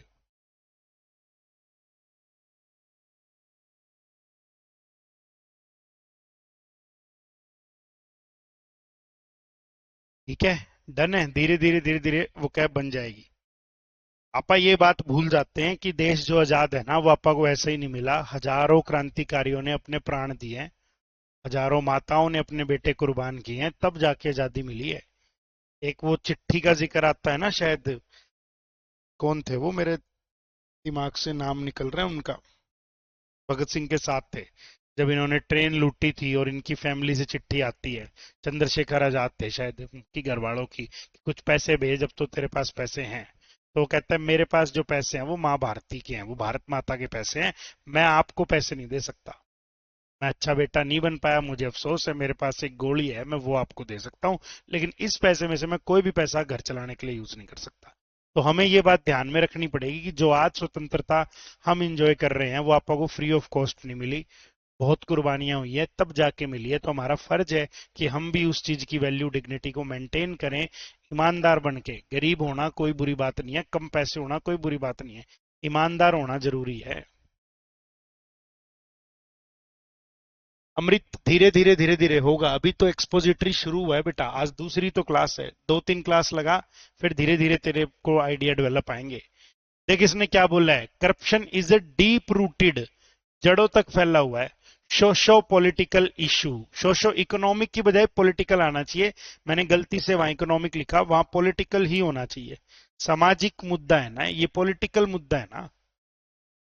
सोशो पॉलिटिकल ज्यादा अच्छा वर्ड है, इकोनॉमिक नहीं। ठीक है जी, आओ चलते हैं एक बार आप आगे। Involving the abuse of power, देखो मिस यूज का एक अच्छा सिनोनिम डाला गया है, एब्यूज। पीछे तुमने मिस यूज लिखा था, यहाँ abuse, power and authority for personal और प्राइवेट गेन। इट अंडरमाइंस, मैंने बताया था ना, अंडरमाइन कमजोर कर देना, एक था स्ट्रेंथन मजबूत कर देना, और एक था अंडरमाइन कमजोर कर देना। याद कैसे रखा, किले की दीवार के नीचे माइन बना दी, अंडर यानी किले की दीवार को कमजोर कर दिया। इट अंडरमाइन, ये कम कर देता है, कमजोर कर देता है किसे, इंस्टीट्यूशनल इंटीग्रिटी, एकता, आपकी ऑनेस्टी, एकता उस इंस्टीट्यूशन के प्रति कम हो जाती है। एंड हेम्पर्स, प्रभावित करता है, हेम्पर का मीनिंग होता है रुकावट पैदा करता है, हिंडर, टू कॉज प्रॉब्लम। एम्पर्स कह लो, हिंडर कह लो, दोनों का ही मीनिंग क्या हो गया, टू कॉज प्रॉब्लम। दोनों का मीनिंग क्या है बच्चे, टू कॉज प्रॉब्लम। ठीक है, किस चीज में प्रॉब्लम क्रिएट करता है, ट्रांसपेरेंट गवर्नेंस में। किस चीज में, ट्रांसपेरेंट गवर्नमेंट, ट्रांसपेरेंट गवर्नेंस में इन मॉडर्न सोसाइटी। किसका, बिल्डिंग वाले का, हाँ दूं, भेजता हूं, भेजता हूं। ट्रांसपेरेंट गवर्नेंस, यानी जो गवर्नेंस है ना, ट्रांसपेरेंट नहीं रहती। डन है भाई, 1 सेकंड का मेरे को समय दो, मेरे को एक कॉन्टेक्ट शेयर करना है, फिर हम आगे बढ़ेंगे।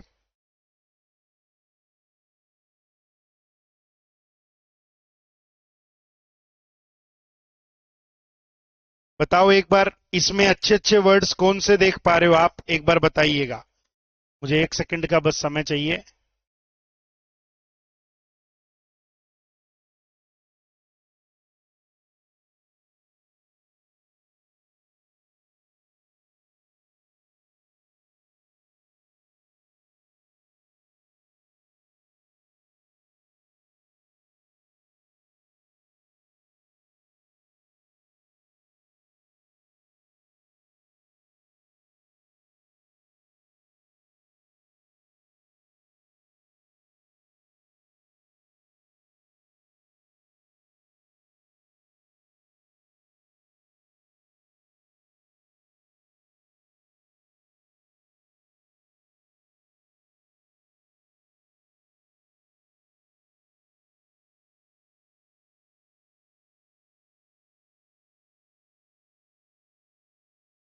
देखो, भर भी नहीं देना, ऐसा नहीं है कि आपने हैवी वर्ड्स डालने के चक्कर में सेंस खराब कर दी और आपने जो लिखा वो गंदा साउंड कर रहा है। इसमें और भी हैवी वर्ड्स डाले जा सकते थे, लेकिन भर नहीं देना होता। हर लाइन में इसने एक एक वर्ड डाले हैं जो अच्छे हैं। जैसे पहली लाइन में इसने एक वर्ड डाला है डीप रूटेड, ठीक है जी। फिर इसने कहीं ना कहीं एक वर्ड डाला है अब्यूज, फिर इसने एक वर्ड डाला है इंस्टीट्यूशनल इंटीग्रिटी, हैम्पर्स, अंडरमाइंस। अब चाहते तो सोसाइटी की जगह कॉन्टेम्परेरी सोसाइटी लिख देते, कॉन्टेम्परेरी एरा लिख देते, लेकिन भर नहीं देना। हर लाइन में एक वर्ड डाल दिया, इनफ है। भरना नहीं है, अप्रोप्रिएट यूसेज चाहिए। अगर भर दिया तो गंदा लगेगा, पहले ही बता रहा हूं, नंबर कट जाएंगे। डीप रूटेड पहला पॉइंट, अब्यूज दूसरा वर्ड है जो मेरे को अच्छा लग रहा है, अंडरमाइन तीसरा वर्ड है, इंस्टीट्यूशनल इंटीग्रिटी चार, हेम्पर पांच, ट्रांसपेरेंट गवर्नेंस कॉमन सा वर्ड है, अच्छा लग रहा है, लेकिन पांच एक वर्ड डाल दिए, इनफ है। पांच लाइन पांच वर्ड डाल रखे हैं, हर जगह नहीं डालना। बच्चे ये गलती करते हैं, बच्चे कई बार अच्छा बनाने के चक्कर में गंदा बना देते हैं। गंदा मत बनाना, ये ध्यान में रखना। लो भाई, पॉवर्टी, पॉवर्टी।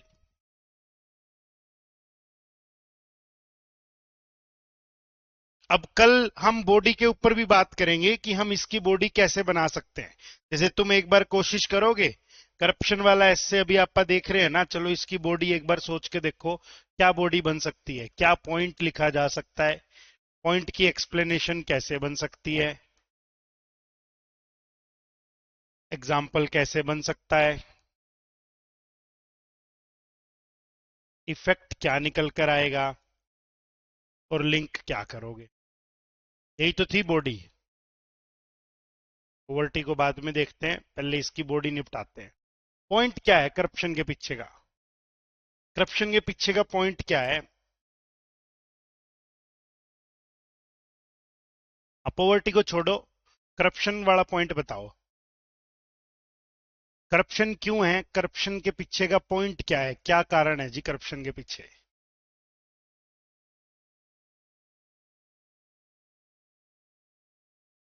जल्दी बताओ जल्दी। अरे इंग्लिश में क्या लिखोगे, लालच। लालच लिख तो दिया।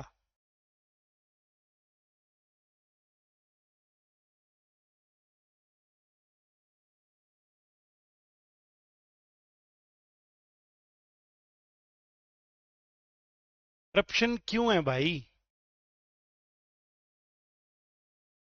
No strict policies, no accountability. Government sector में जो सरकारी नौकरी पे लोग हैं, अगर उनसे कोई गलती हो जाए तो अकाउंटेबिलिटी कहाँ है। बोरवेल खुला छोड़ के 224 फुट गहरा, 3 साल का बच्चा उसके अंदर गिर गया, अकाउंटेबिलिटी किसकी है। अस्पताल में डॉक्टर साहब ने गलत नस काट दी, तो अकाउंटेबिलिटी है किसकी। पुलिस स्टेशन में किसी किसी की डेथ हो गई, पिटाई से हुई, कैसे हुई नहीं पता, अकाउंटेबिलिटी है किसकी, किसकी अकाउंटेबिलिटी नहीं है भाई। तो पहला कारण क्या है, पहला कारण आप देखो हर जगह ही है, एक डिपार्टमेंट नहीं, सब जगह ऐसा ही हाल है। नो स्ट्रिक्ट पॉलिसी, कोई स्ट्रिक्ट पॉलिसी नहीं है ना, किसी की क्या है जी अकाउंटेबिलिटी है। दूसरा क्या है जी, क्विक प्रोसीडिंग्स ही नहीं है। आप कंप्लेंट करोगे किसको, कंप्लेंट कर दोगे तो एक बंदा सिस्टम से बाहर हुआ है ना। मान लो आपने किसी के खिलाफ कंप्लेंट कर भी दी, तो एक बंदा ही तो सिस्टम से बाहर हुआ, बाकी तो सिस्टम एज इट इज ही है, आपके पीछे पड़ जाएगा वो। तो क्विक प्रोसीजर है नहीं, और मैं कह सकता हूं स्ट्रिक्ट पॉलिसी नहीं है। स्ट्रिक्ट के लिए एक वर्ड आता है स्ट्रिंजेंट, स्ट्रिंजेंट, कड़ी पॉलिसी, कड़े कानून नहीं है। चाइना में है भाई, कंट्रोल कर रहे हैं वो, है वहां भी करप्शन लेकिन कंट्रोल कर रहे हैं। तो no strict policy, no stringent policy, no accountability, quick proceedings नहीं है। और मैं कह दूं कि जनता के पास में अवेयरनेस भी नहीं है, जनता के पास में कुछ कंप्लेन करने का सोर्स भी नहीं है जहां जनता डील कर ले। अब इसको एक्सप्लेन कर लो, इसकी एक्सप्लेनेशन बना लो। इन बातों से क्या बनता है, इन बातों से बनता है कि जो अथॉरिटीज है ना, उन्हें बखूबी पता है कि उन्हें किसी भी लीगल प्रोसीडिंग के अंदर लाया ही नहीं जा सकता इजीली। और अगर ले भी आए तो भाई उनके खुद के कनेक्शंस हैं, जिनको यूज करके वो निकलाएंगे, और वो दोबारा से कहा जाते हैं, जॉब के ऊपर भी आ जाते हैं। इस कारण से इनके मन से डर ही खत्म हो जाता है, और वो पब्लिक के ऊपर अपनी अथॉरिटी को मिस यूज कर देते हैं। लो जी,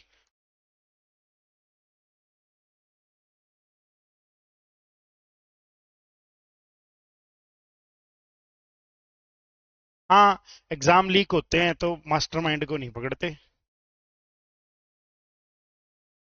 खैर ज्यादा बोलना ठीक नहीं है भाई। समय खराब वैसे ही है, ज्यादा बोलना ठीक नहीं है। तो अपने देश में तो सब कुछ अच्छा है, ये सब बकवास बातें कर रहे हो तुम। हमारे देश में सब कुछ अच्छा है, जीरो करप्शन है। हमारी गवर्नमेंट की जीरो करप्शन पॉलिसी बहुत ही ज्यादा काम कर रही है। ये मैं चांटे मारूंगा, क्या लिख रहा है, कह रहा है some greedy dogs of our nation. ऐसा मत लिख दियो, एग्जामिनर 0 नंबर दे देगा। सम ग्रीडी डॉग्स, कितना डिसरिस्पेक्टफुल वर्ड यूज कर रहा है। प्रोफेशनल राइटिंग है ये, प्रोफेशनल राइटिंग है बेटा ये।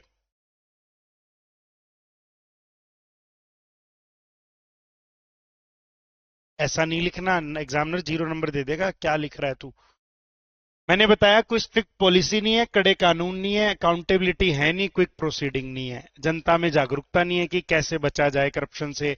तो इसी कारण से करप्शन है। अथॉरिटीज को पता है कि उन्हें किसी भी लीगल प्रोसीडिंग्स में इजीली आप लेकर ही नहीं आ सकते, और अगर ले भी आओगे तो उनके कनेक्शंस हैं जिन्हें यूज करके वो दोबारा जॉब पे आ जाएंगे, निकलाएंगे। इस कारण से उनके मन में कोई डर नहीं है, और वो पब्लिकली अपनी अथॉरिटी को मिसयूज करते हैं। आए दिन तो वीडियो आती है यार, क्या क्या नहीं होता समाज में, आए दिन तो आप देखते ही हो। पब्लिकली अपनी अथॉरिटी को मिस यूज कर देते हैं वो। ठीक है जी, अब इसका आप क्या बना सकते हो, एग्जाम्पल बना सकते हो। इसमें एग्जाम्पल क्या बना दो, इसमें एग्जाम्पल ऐसा बना दो कि डेवलपिंग नेशंस में ही करप्शन ज्यादा है। डेवलपिंग नेशंस में ये सिचुएशन और ज्यादा क्या है जी, वर्स हो जाती है, जहां इवन मीडिया हाउसेस भी सपोर्ट नहीं करते। अपनी मीडिया कौन सी फेयर है भाई। इसकी सरकार मीडिया उसकी, तो प्रेशर है ही नहीं गवर्नमेंट के ऊपर, कोई जीरो प्रेशर है। डेवलपिंग नेशंस में सिचुएशन वर्स है, मीडिया हाउसेस भी सपोर्ट नहीं करते। इस कारण से कहीं ना कहीं लोग भी उस चीज को एक्सेप्ट कर लेते हैं। लोग स्वीकार कर लेते हैं कि भाई इतने पैसे तो देने ही पड़ेंगे तभी काम होएगा। लोगों ने स्वीकार ही कर लिया उस चीज को, तो फिर कैसे खत्म होगा। इसका इफेक्ट क्या आने वाला है, इसका इफेक्ट क्या आएगा, इसका इफेक्ट आएगा कि गैप इंक्रीज हो जाएगा रिच और पुअर के बीच में। रख दो जी, रख दो। इसका इफेक्ट आएगा, गैप इंक्रीज हो जाएगा रिच और पुअर के बीच में। जो रिच हैं वो और अपॉर्चुनिटीज को प्राप्त कर लेंगे, जो पुअर हैं उनके रिसोर्सेज और ज्यादा क्या होते चले जाएंगे, खत्म होते चले जाएंगे। और अल्टीमेटली समाज में इक्वालिटी भी नहीं रहेगी बिल्कुल। हम सबके लिए 20 लाख रुपए बहुत बड़ी बात है, बहुत बड़ी बात है। लेकिन किसी अथॉरिटी, किसी बड़े ऑफिसर के लिए 20 लाख रुपए कुछ नहीं है। 2 केस में वो बना सकता है जहां उसको करप्शन करना हो। तो देखो, मैं लॉजिकली सोच रहा हूं, पॉइंट सोचा मैंने, पॉइंट की एक्सप्लेनेशन सोची, मैंने इसका थोड़ा सा एग्जांपल बनाया, मैंने इफेक्ट बनाया। करप्शन होने से क्या होगा, करप्शन होने से यही होगा ना कि भाई जिनकी जिनकी लिहाज है, जानकारी है, उनके बालक नौकरी लग जाएंगे। जिनकी कोई लिहाज जानकारी नहीं है वो रह जाएंगे। आई बार तो पढ़ते हो तुम ऐसा। तो जो पहले से अमीर है उसको फिर अवसर मिल गया कमाने का, जो मेहनती है, गरीब है, उसको अवसर मिला ही नहीं भाई साहब।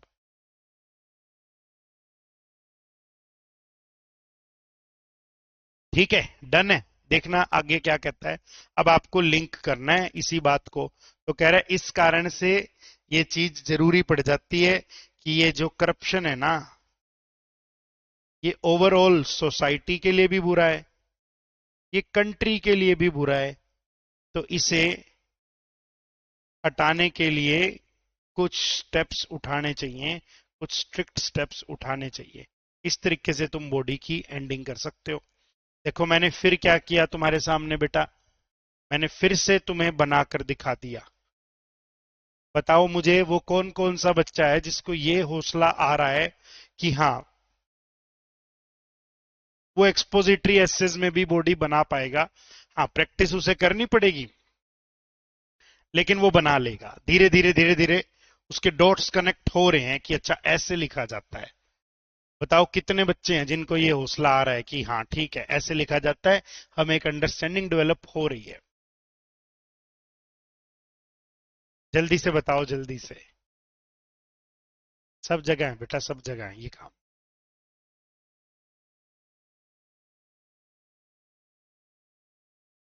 बिल्कुल बिल्कुल बिल्कुल। किस किस को ये कॉन्फिडेंस आ रहा है कि उसको एक्सपोजिटरी एसे का इंट्रोडक्शन भी क्लियर हो गया है, उसे बॉडी भी क्लियर हो गई है और वो बना सकता है, अब वो खुद से कोशिश करेगा तो बन जाएगा। इफेक्ट और लिंक का मीनिंग होता है इस समस्या का अल्टीमेटली समाज पे क्या प्रभाव है, और लिंक का मीनिंग ये होता है कि इस समस्या का समाधान करना जल्दी से जल्दी क्यों जरूरी है, क्योंकि ये सिर्फ एक छोटे लेवल पे नहीं, एक बड़े लेवल पे नुकसान पहुंचा रहा है। जल्दी बताओ जल्दी। हाँ कोई बात नहीं, एक बार बताओ क्या तुम्हें ये बातें समझ आ रही है, कैसे एक्सप्लेन किया जाता है। मैंने आज तुम्हें बॉडी का ना सिर्फ फॉर्मेट सिखाया है, मैंने तुम्हें बॉडी को एक्सप्लेन करना भी सिखाया है। मैंने इंट्रो का भी फॉर्मेट दे दिया, मैंने बॉडी का भी फॉर्मेट दे दिया। देखो आप अच्छा खेल रहे हैं। अभी तक तो फॉर्म भरे जा रहे हैं, 9 जुलाई फॉर्म की लास्ट डेट है। और आपने अभी से क्या कर लिया है भाई, आपने लेटर्स भी निपटा लिए, और ऐसे भी अगर हम देखें तो 60-70% तो अपन निपटा चुके। फिर क्या बचेगा, फिर ट्रांसलेशन और प्रेस ही बचेगी, फटाफट निकालेंगे। वो कैब अपन ने साथ साथ स्टार्ट कर दी है। ग्रामर की तुम रिकॉर्डिंग क्लासेस देख रहे हो, मैंने तुम्हें बताया हुआ है।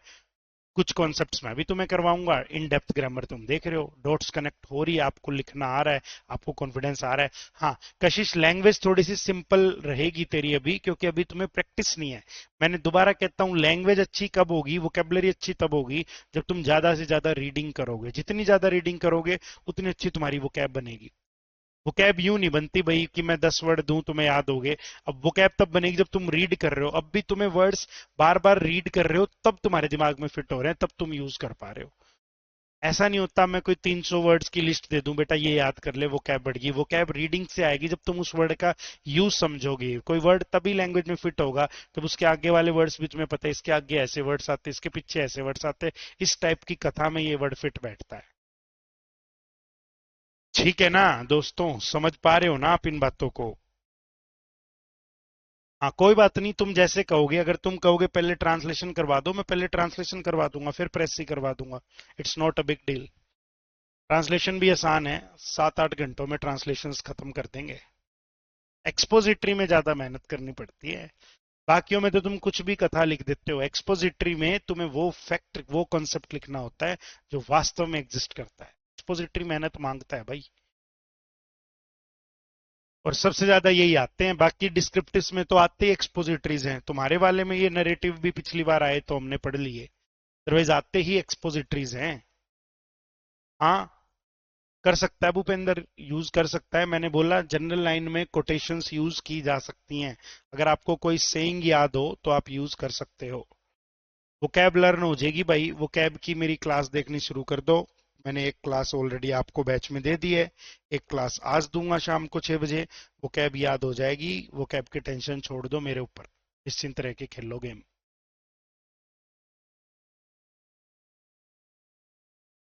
XYZ लिख ले, गलत नहीं होता, एड्रेस लिख सकते हैं तनु। एडजेक्टिव भले ही मना करे, स्कूल डेज में हम लोगों ने एड्रेस लिखा है। XYZ भी एक्सेप्टेड है और वो भी ठीक है। वहां एग्जामिनर इन बातों के नंबर नहीं काट रहा, वो तो बस ये देख रहा है कि बच्चे ने XYZ या 23 विद्युत नगर लिखा है, तो बच्चे को पता है कि यहाँ एड्रेस लिखा जाता है। ये बात है।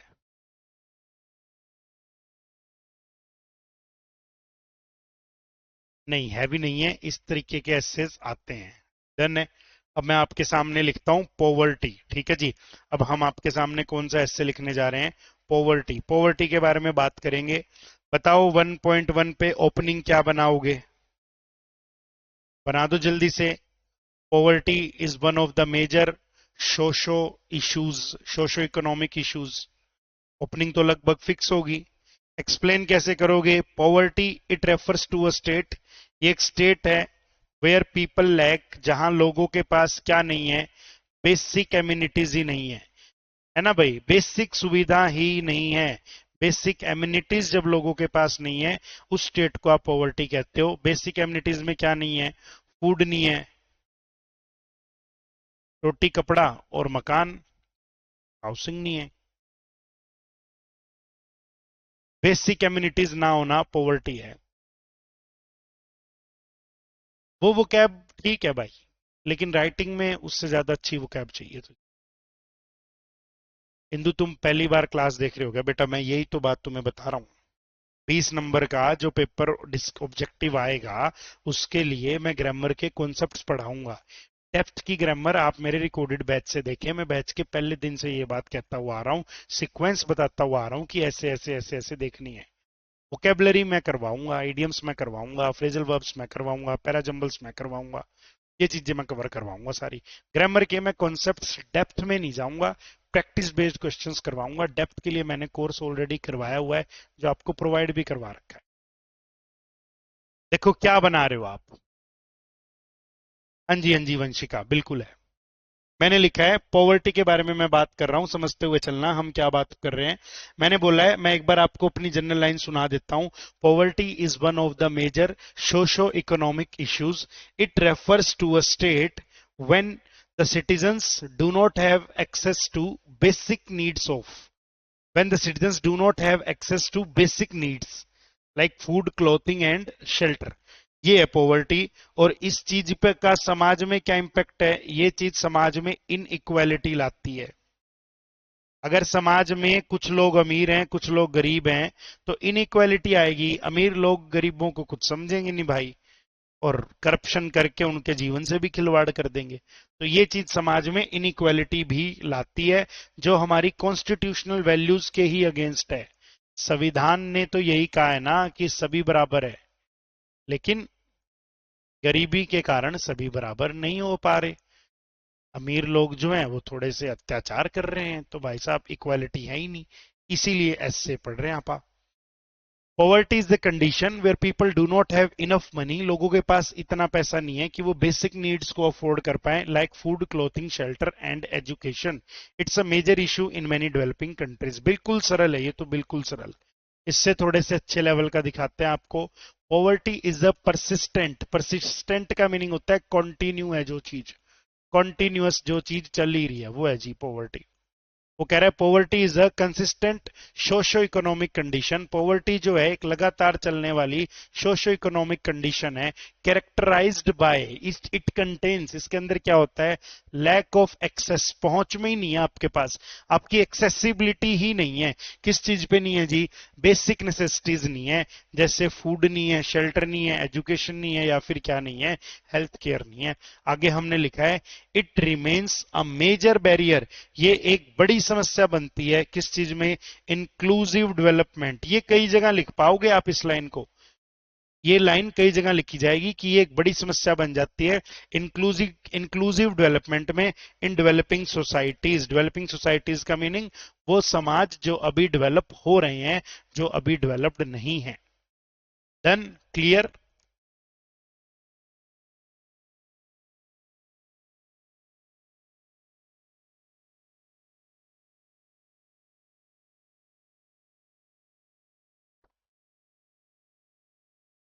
ठीक है अमृत, फिर ठीक है ठीक है ठीक है।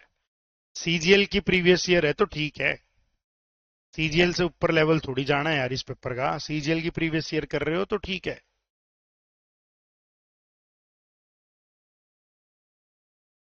लो जी, क्लाइमेट चेंज के ऊपर बात करते हैं। 1.1 क्या बनाओगे, 1.1 क्या बनाओगे, climate change is a major social issue. 1.2 पे आप इसे क्या करोगे, डिस्क्राइब करोगे। The change in climate due to activities of human, the sudden change in climate due to the activities of humans. हमारी एक्टिविटीज के कारण जो क्लाइमेट हमारा चेंज हो रहा है उसी को तो हम क्या बोल रहे हैं, क्लाइमेट चेंज बोल रहे हैं।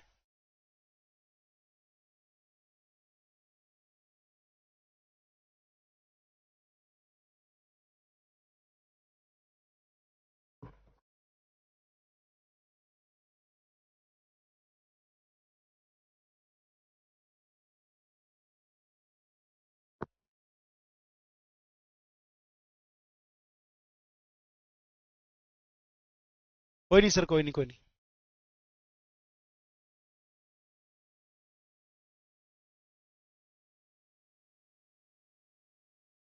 हाँ बना ले, प्रिया बना सकती है। उसके मैं अभी बॉडी डिस्कस नहीं कर रहा, बॉडी बाद में डिस्कस कर लूंगा उसकी, फिलहाल मैं बॉडी डिस्कस नहीं कर रहा उसकी। क्लाइमेट चेंज की बात करते हैं, देखना क्या बातें बताई जा रही है। मैंने क्लाइमेट चेंज की एक जनरल लाइन दे दी तुम्हें, ओपनिंग सेंटेंस दे दिया, ड्यू टू ह्यूमन एक्टिविटीज वाली बात बता दी। भाई क्लाइमेट चेंज हो रहा है, ह्यूमन एक्टिविटीज के कारण चेंज हो। ठीक है जी, ये चीज हैंडल करना क्यों जरूरी है, ये चीज हैंडल करना जरूरी है ताकि हम पर्यावरण को क्या कर सकें, बचा पाए।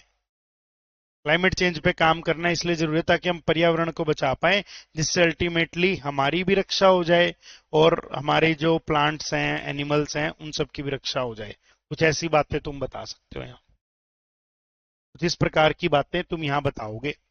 देखो क्या कह रहा है, climate change is a global problem. Climate change एक ग्लोबल प्रॉब्लम है, caused by changes in weather pattern. ये क्यों हो रही है, वेदर के पैटर्न बदल रहे हैं। It leads to rising temperature, floods and other natural disasters. इसने अलग डेफिनेशन दी है, मैंने अलग डेफिनेशन दी है। इससे क्या होएगा, क्लाइमेट चेंज से क्या होएगा, टेम्परेचर बढ़ेगा, बाढ़ आएगी और भी बहुत सारी प्राकृतिक आपदाएं हमारे सामने आएंगी, हमें देखनी पड़ेंगी उन आपदाओं को। ये वो वाली बात है जो मैंने एक्सप्लेन की है। क्लाइमेट चेंज क्या है, एक ग्लोबल एनवायरमेंटल चैलेंज है। मैंने सोशल लिखा था, ग्लोबल एनवायरमेंटल लिख सकते हो, क्योंकि ये सिर्फ हिंदुस्तान तक सीमित नहीं है, या जिस समाज में हम रहते हैं उस समाज तक की सीमित नहीं है। ये ये ग्लोबली पूरे दुनिया में मौजूद है, पूरी दुनिया में ये समस्या हो रही है, पूरी दुनिया में। डन है, क्लियर है। मैं लिखता हूं, climate change global environmental challenge है, करेक्टराइज्ड बाय, ये ग्लोबल एनवायरमेंटल चैलेंज है करेक्टराइज्ड बाय। इसमें क्या होता है, long term alterations in temperature, temperature में लंबा बदलाव देखने को मिलता है, ऑल्ट्रेशंस, और वेदर पैटर्न भी चेंज होता है। और प्राइमरीली, क्यों प्राइमरीली का मीनिंग है मेनली, ये बदलाव मेनली किस कारण से होता है, primarily driven by human activities. ये बदलाव मुख्य तौर पे ह्यूमन एक्टिविटीज के कारण होता है, यही तो बात बता रहा हूं। क्लाइमेट चेंज जो है ग्लोबल एनवायरमेंटल चैलेंज है, यानी एक दो लोगों तक सीमित नहीं है, ये थ्रू आउट द ग्लोब पूरे एनवायरमेंटल चैलेंजेस, पूरे इस जगह चैलेंज है। और इसमें होता क्या है, टेम्परेचर लगातार बदलता है, वेदर पैटर्न बदलता है, और उसका मुख्य कारण क्या है, मुख्य कारण है इंसानी गतिविधियां।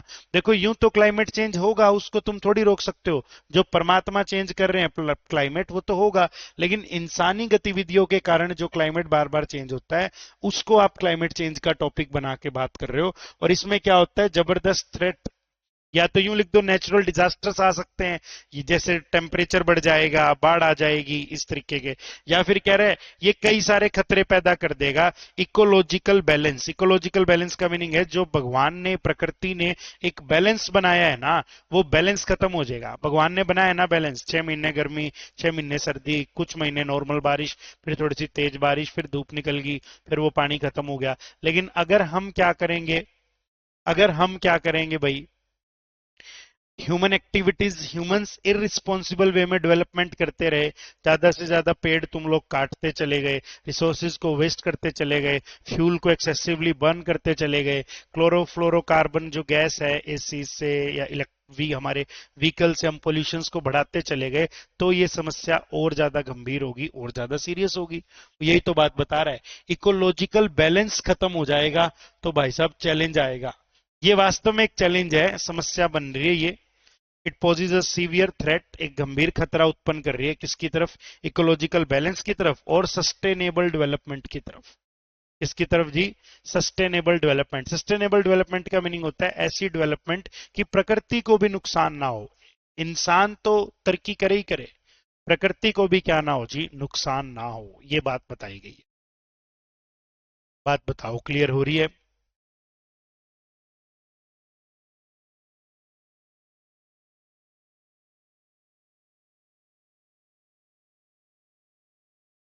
बेटा कैरेक्टराइज्ड का मीनिंग है इट कंटेन्स, इसके अंदर ये करेक्टरिस्टिक्स है, इसके अंदर ये फैक्टर्स है।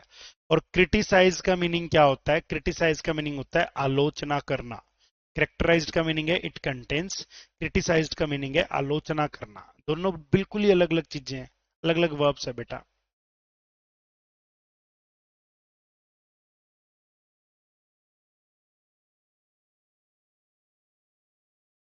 Done, clear. आ जाओ नेक्स्ट की तरफ देखते हैं। एजुकेशन सिस्टम, किसकी बात कर रहे हैं, एजुकेशन सिस्टम।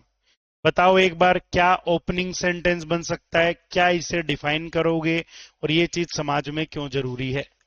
एजुकेशन सिस्टम से रिलेटेड बातें बताइएगा। क्या ओपनिंग सेंटेंस बन सकता है, कैसे तुम एजुकेशन सिस्टम को डिफाइन करोगे और ये चीज सोसाइटी में क्यों जरूरी है, क्या योगदान है इसका? जल्दी से बताओ, जल्दी से। लिख सकते हैं अंकित, लेकिन एक्सप्लेन करियो, फिर ये नहीं बस ओजोन लेयर मेल्ट हो रही है, उसको अच्छे से एक्सप्लेन करियो, तब बात बनेगी। हाँ, देखो पोज और कोज लगभग सेम है। पोज का मीनिंग होता है चैलेंज खड़ा कर देना, इस तरीके से चैलेंजेस खड़े कर देना, तो इट पोजेज सीरियस चैलेंजेस, ऐसी कोलोकेशन यूज होती है। इट पोजेज चैलेंजेस बहुत बार यूज होता है, बहुत बार। बताओ जी बताओ।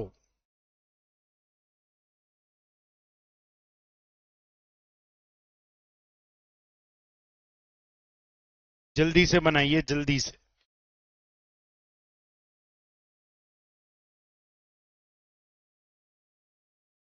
यही बात है, एक इंपॉर्टेंट पार्ट है सोसाइटी का, जो मदद करता है किसकी, स्टूडेंट्स की, कि उन्हें क्या मिल जाए, गेन नॉलेज, उन्हें नॉलेज मिले और उन्हें क्या मिले, स्किल्स मिले। इट प्लेज अ की रोल, ये एक बहुत जरूरी रोल प्ले करता है डेवलपमेंट, किसकी डेवलपमेंट, इंसानों की और कंट्री की डेवलपमेंट में। ये की रोल प्ले करता है, मेजर रोल प्ले करता है। पूजा बेटा, मैं साथ साथ बता ही रहा हूं, जब मैं इससे पढ़ा रहा हूं तो मैं साथ साथ वोकेबलरी कवर करवा रहा हूं।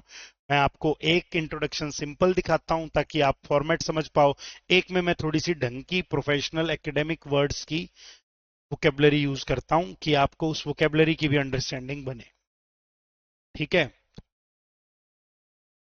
The education system is a fundamental socio academic framework, कितनी बढ़िया लाइन लिखी है ना। सोशो सोसाइटी से, एकेडमिक पढ़ाई से जुड़ा हुआ एक फ्रेमवर्क है, एक ढांचा है, सामाजिक ढांचा है। दैट फैसिलिटेट, पीछे तुमने हेल्प लिखा था ना, हेल्प बिल्कुल बेसिक वर्ड था, यहाँ इससे कई गुना अच्छा वर्ड है फैसिलिटेट्स। फैसिलिटी सुना है ना तुमने, फैसिलिटी, तो facility is a noun, facilitate is a verb. तो क्या एजुकेशन सिस्टम एक फंडामेंटल, एक जरूरी सोशो एकेडमिक फ्रेमवर्क है जो फैसिलिटेट करता है, प्रोवाइड करवाता है डेवलपमेंट ऑफ नॉलेज, की नॉलेज भी मिले, स्किल्स मिले और क्रिटिकल थिंकिंग बढ़े इंडिविजुअल्स के अंदर। क्रिटिकल थिंकिंग का मीनिंग होता है लॉजिकल थिंकिंग। जैसे छोटे बच्चे को जब मम्मी पापा स्कूल भेजते हैं तो वो रोता है, क्योंकि उसके अंदर सूझबूझ नहीं है, उसके अंदर वो समझ नहीं है कि ये जो पढ़ाई है ये तेरा ही जीवन बदलेगी, जीवन बदलने के लिए पढ़ना जरूरी है। उस बच्चे पास क्रिटिकल थिंकिंग नहीं है, वो लॉजिकली रैशनली सोच नहीं सकता, वो सिर्फ इमोशनली सोच रहा है, तो वो रोता है। क्रिटिकल थिंकिंग का मीनिंग है सूझबूझ के साथ सोचना।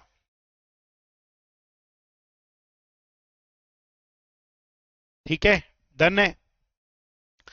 आगे कह रहे हैं it plays a pivotal role, ये क्रूशल रोल, पिवोटल का मीनिंग क्या बना, क्रूशल रोल प्ले करती है शेपिंग, किस चीज को शेप करने में, human capital and national progress. तो एजुकेशन सिस्टम एक बहुत ही जबरदस्त पिवोटल रोल प्ले करता है शेप करने में। शेप का मीनिंग होता है ट्रांसफॉर्म करना किसी चीज को पॉजिटिव मैनर में, बदलना, लेकिन पॉजिटिव वे पे। जैसे जियो के आने से पहले हिंदुस्तान में इंटरनेट के नाम पे मजाक ही था, तो जियो ने हमारी इंटरनेट की जो इंडस्ट्री थी, कनेक्टिविटी की जो इंडस्ट्री थी, उसको शेप करके रख दिया, बदल दिया, एक पॉजिटिव फील्ड में ले गई। ठीक है जी। तो शेप किया जाए, ये जो एजुकेशन सिस्टम है जरूरी रोल, पिवोटल का मीनिंग होता है क्रूशियल, इंपॉर्टेंट रोल प्ले करता है ह्यूमन कैपिटल को क्या करने में, शेप करने में, और नेशनल प्रोग्रेस, देश की तरक्की में, हमारे आधुनिक समाज में। कंटेम्प्रेरी सोसाइटी का मीनिंग है बेटा हमारा जो आज का समाज है, जिस समाज में मैं, हम, तुम लोग रहते हैं। ये लो नथुलाल जी, आपको कुछ वर्ड्स दिखाते हैं। प्रॉब्लम, प्रॉब्लम को लिख सकते हैं, इसने बोला है सोशो इकोनॉमिक या फिर सोशो पॉलिटिकल इशू। ठीक है, जैसे करप्शन सोशो पॉलिटिकल इशू हो गया था, अनएम्प्लॉयमेंट सोशो इकोनॉमिक हो गया था, ऐसे ही प्रॉब्लम के लिए एक वर्ड यहां चैलेंज भी हो सकता है। ऐसे ही प्रॉब्लम के लिए एक ऑब्स्टेकल वर्ड भी होता है। और अगर एज अ वर्ब चाहिए कि रुकावट पैदा करता है, प्रॉब्लम क्रिएट करता है, तो एक वर्ब है हिंडर। और ऐसे ही एक वर्ड होती है हैम्पर, दोनों का ही मीनिंग होता है प्रभावित करना, रुकावट पैदा करना नेगेटिव वे में।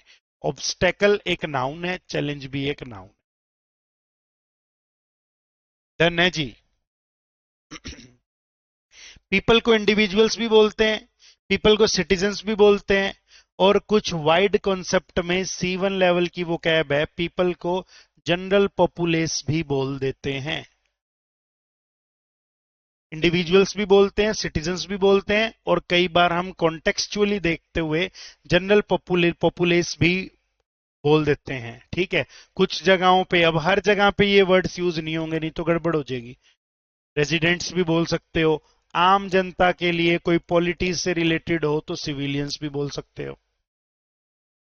बैड इफेक्ट को एडवर्स इंपैक्ट भी बोलते हैं, एडवर्स का मीनिंग ही होता है नेगेटिव, बैड।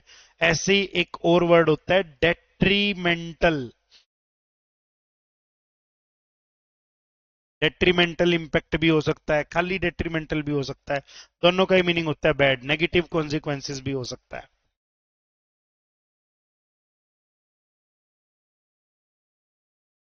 एंथ्रोपोजेनिक ये क्या होता है भाई Bhupinder? Anthropogenic cause of climate change, anthropogenic होता क्या है मित्र? मैंने तो तेरे से सुना है, एंथ्रो का तो मीनिंग होता है मैनकाइंड, पोजेनिक यानी मैनकाइंड के एक्टिविटीज, ऐसा वर्ड है कुछ? ये भूपेंद्र तो बढ़िया बढ़िया दो चार कोट याद करके बैठा है लड़का।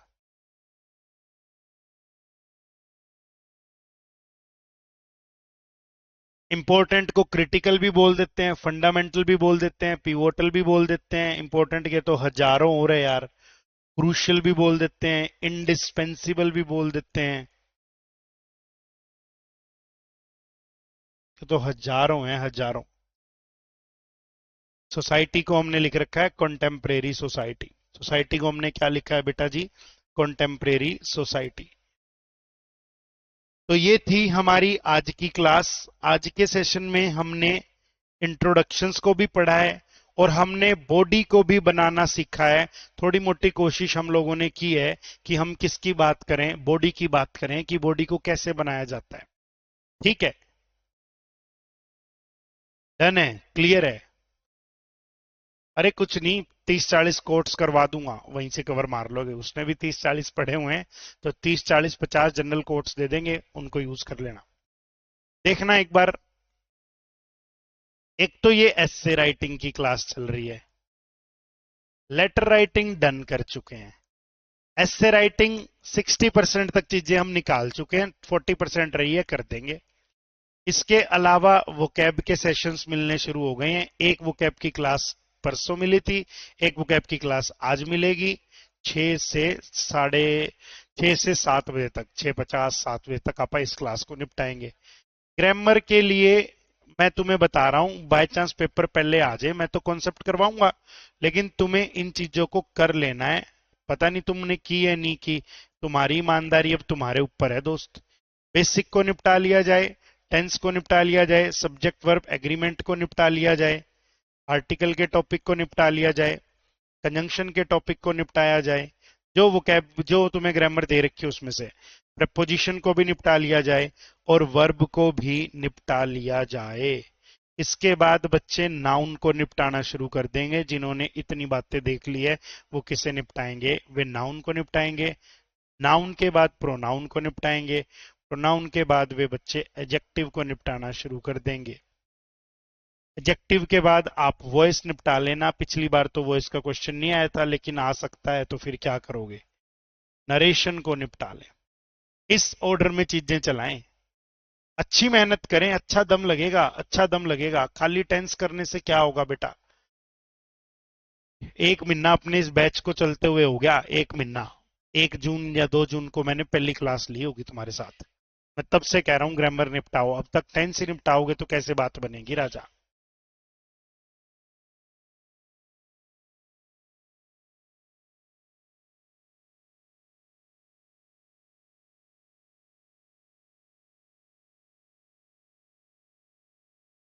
हाँ हाँ हाँ, वही तो,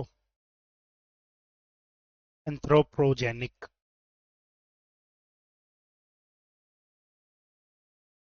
ममता जी, आप लेटर राइटिंग की फर्स्ट क्लास देखो, या इस क्लास को शुरुआत से देखो, बीच में से मत देखो।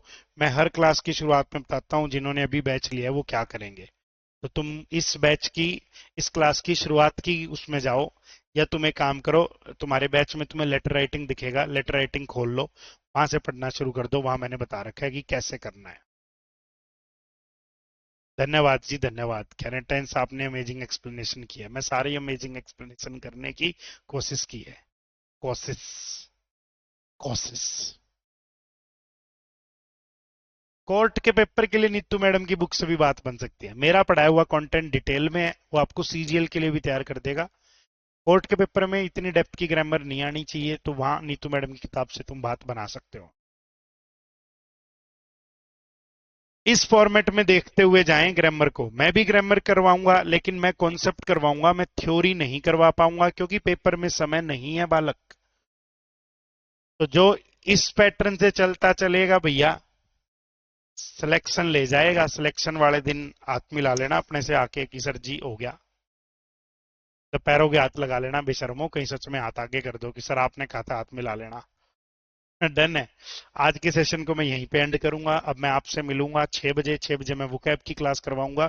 6 बजे हमारे बैचेस में और भी क्लासेस हैं, तो ऐसा जरूरी नहीं है कि आप वोकैब की क्लास को लाइव ही देखें। आप मेरे साथ 2 1.5 2 घंटे वैसे भी लाइव रह चुके हैं, तो हो सकता है आप 6 बजे मेरी क्लास लाइव ना देखें, आप बाद में रिकॉर्डेड देख ले। मैं तो आपको कंटेंट दे रहा हूं, जब तुम्हारा दिल करे तुम तब देख लेना। हो सकता है ना 6 बजे तुम जीके जीएस की क्लास लगा रहे हो, तुम अभी इंग्लिश उस टाइम पे नहीं देखना चाह रहे, तो कोई बात नहीं, बाद में देख लेना, क्या बात होगी फिर, बाद में देख लेना, लेकिन पढ़ते रहना। ठीक है जी, ठीक है।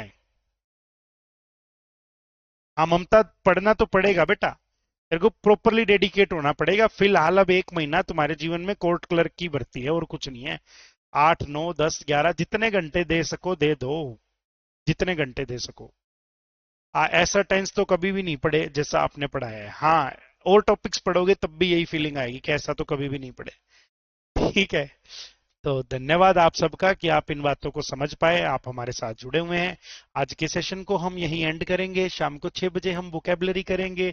अगर आप लाइव देख सकते हैं तो आप लाइव देखिए, अगर आप नहीं देख पा रहे हैं लाइव तो आप बाद में रिकॉर्डेड देखिए। परमात्मा आप सबका भला करे।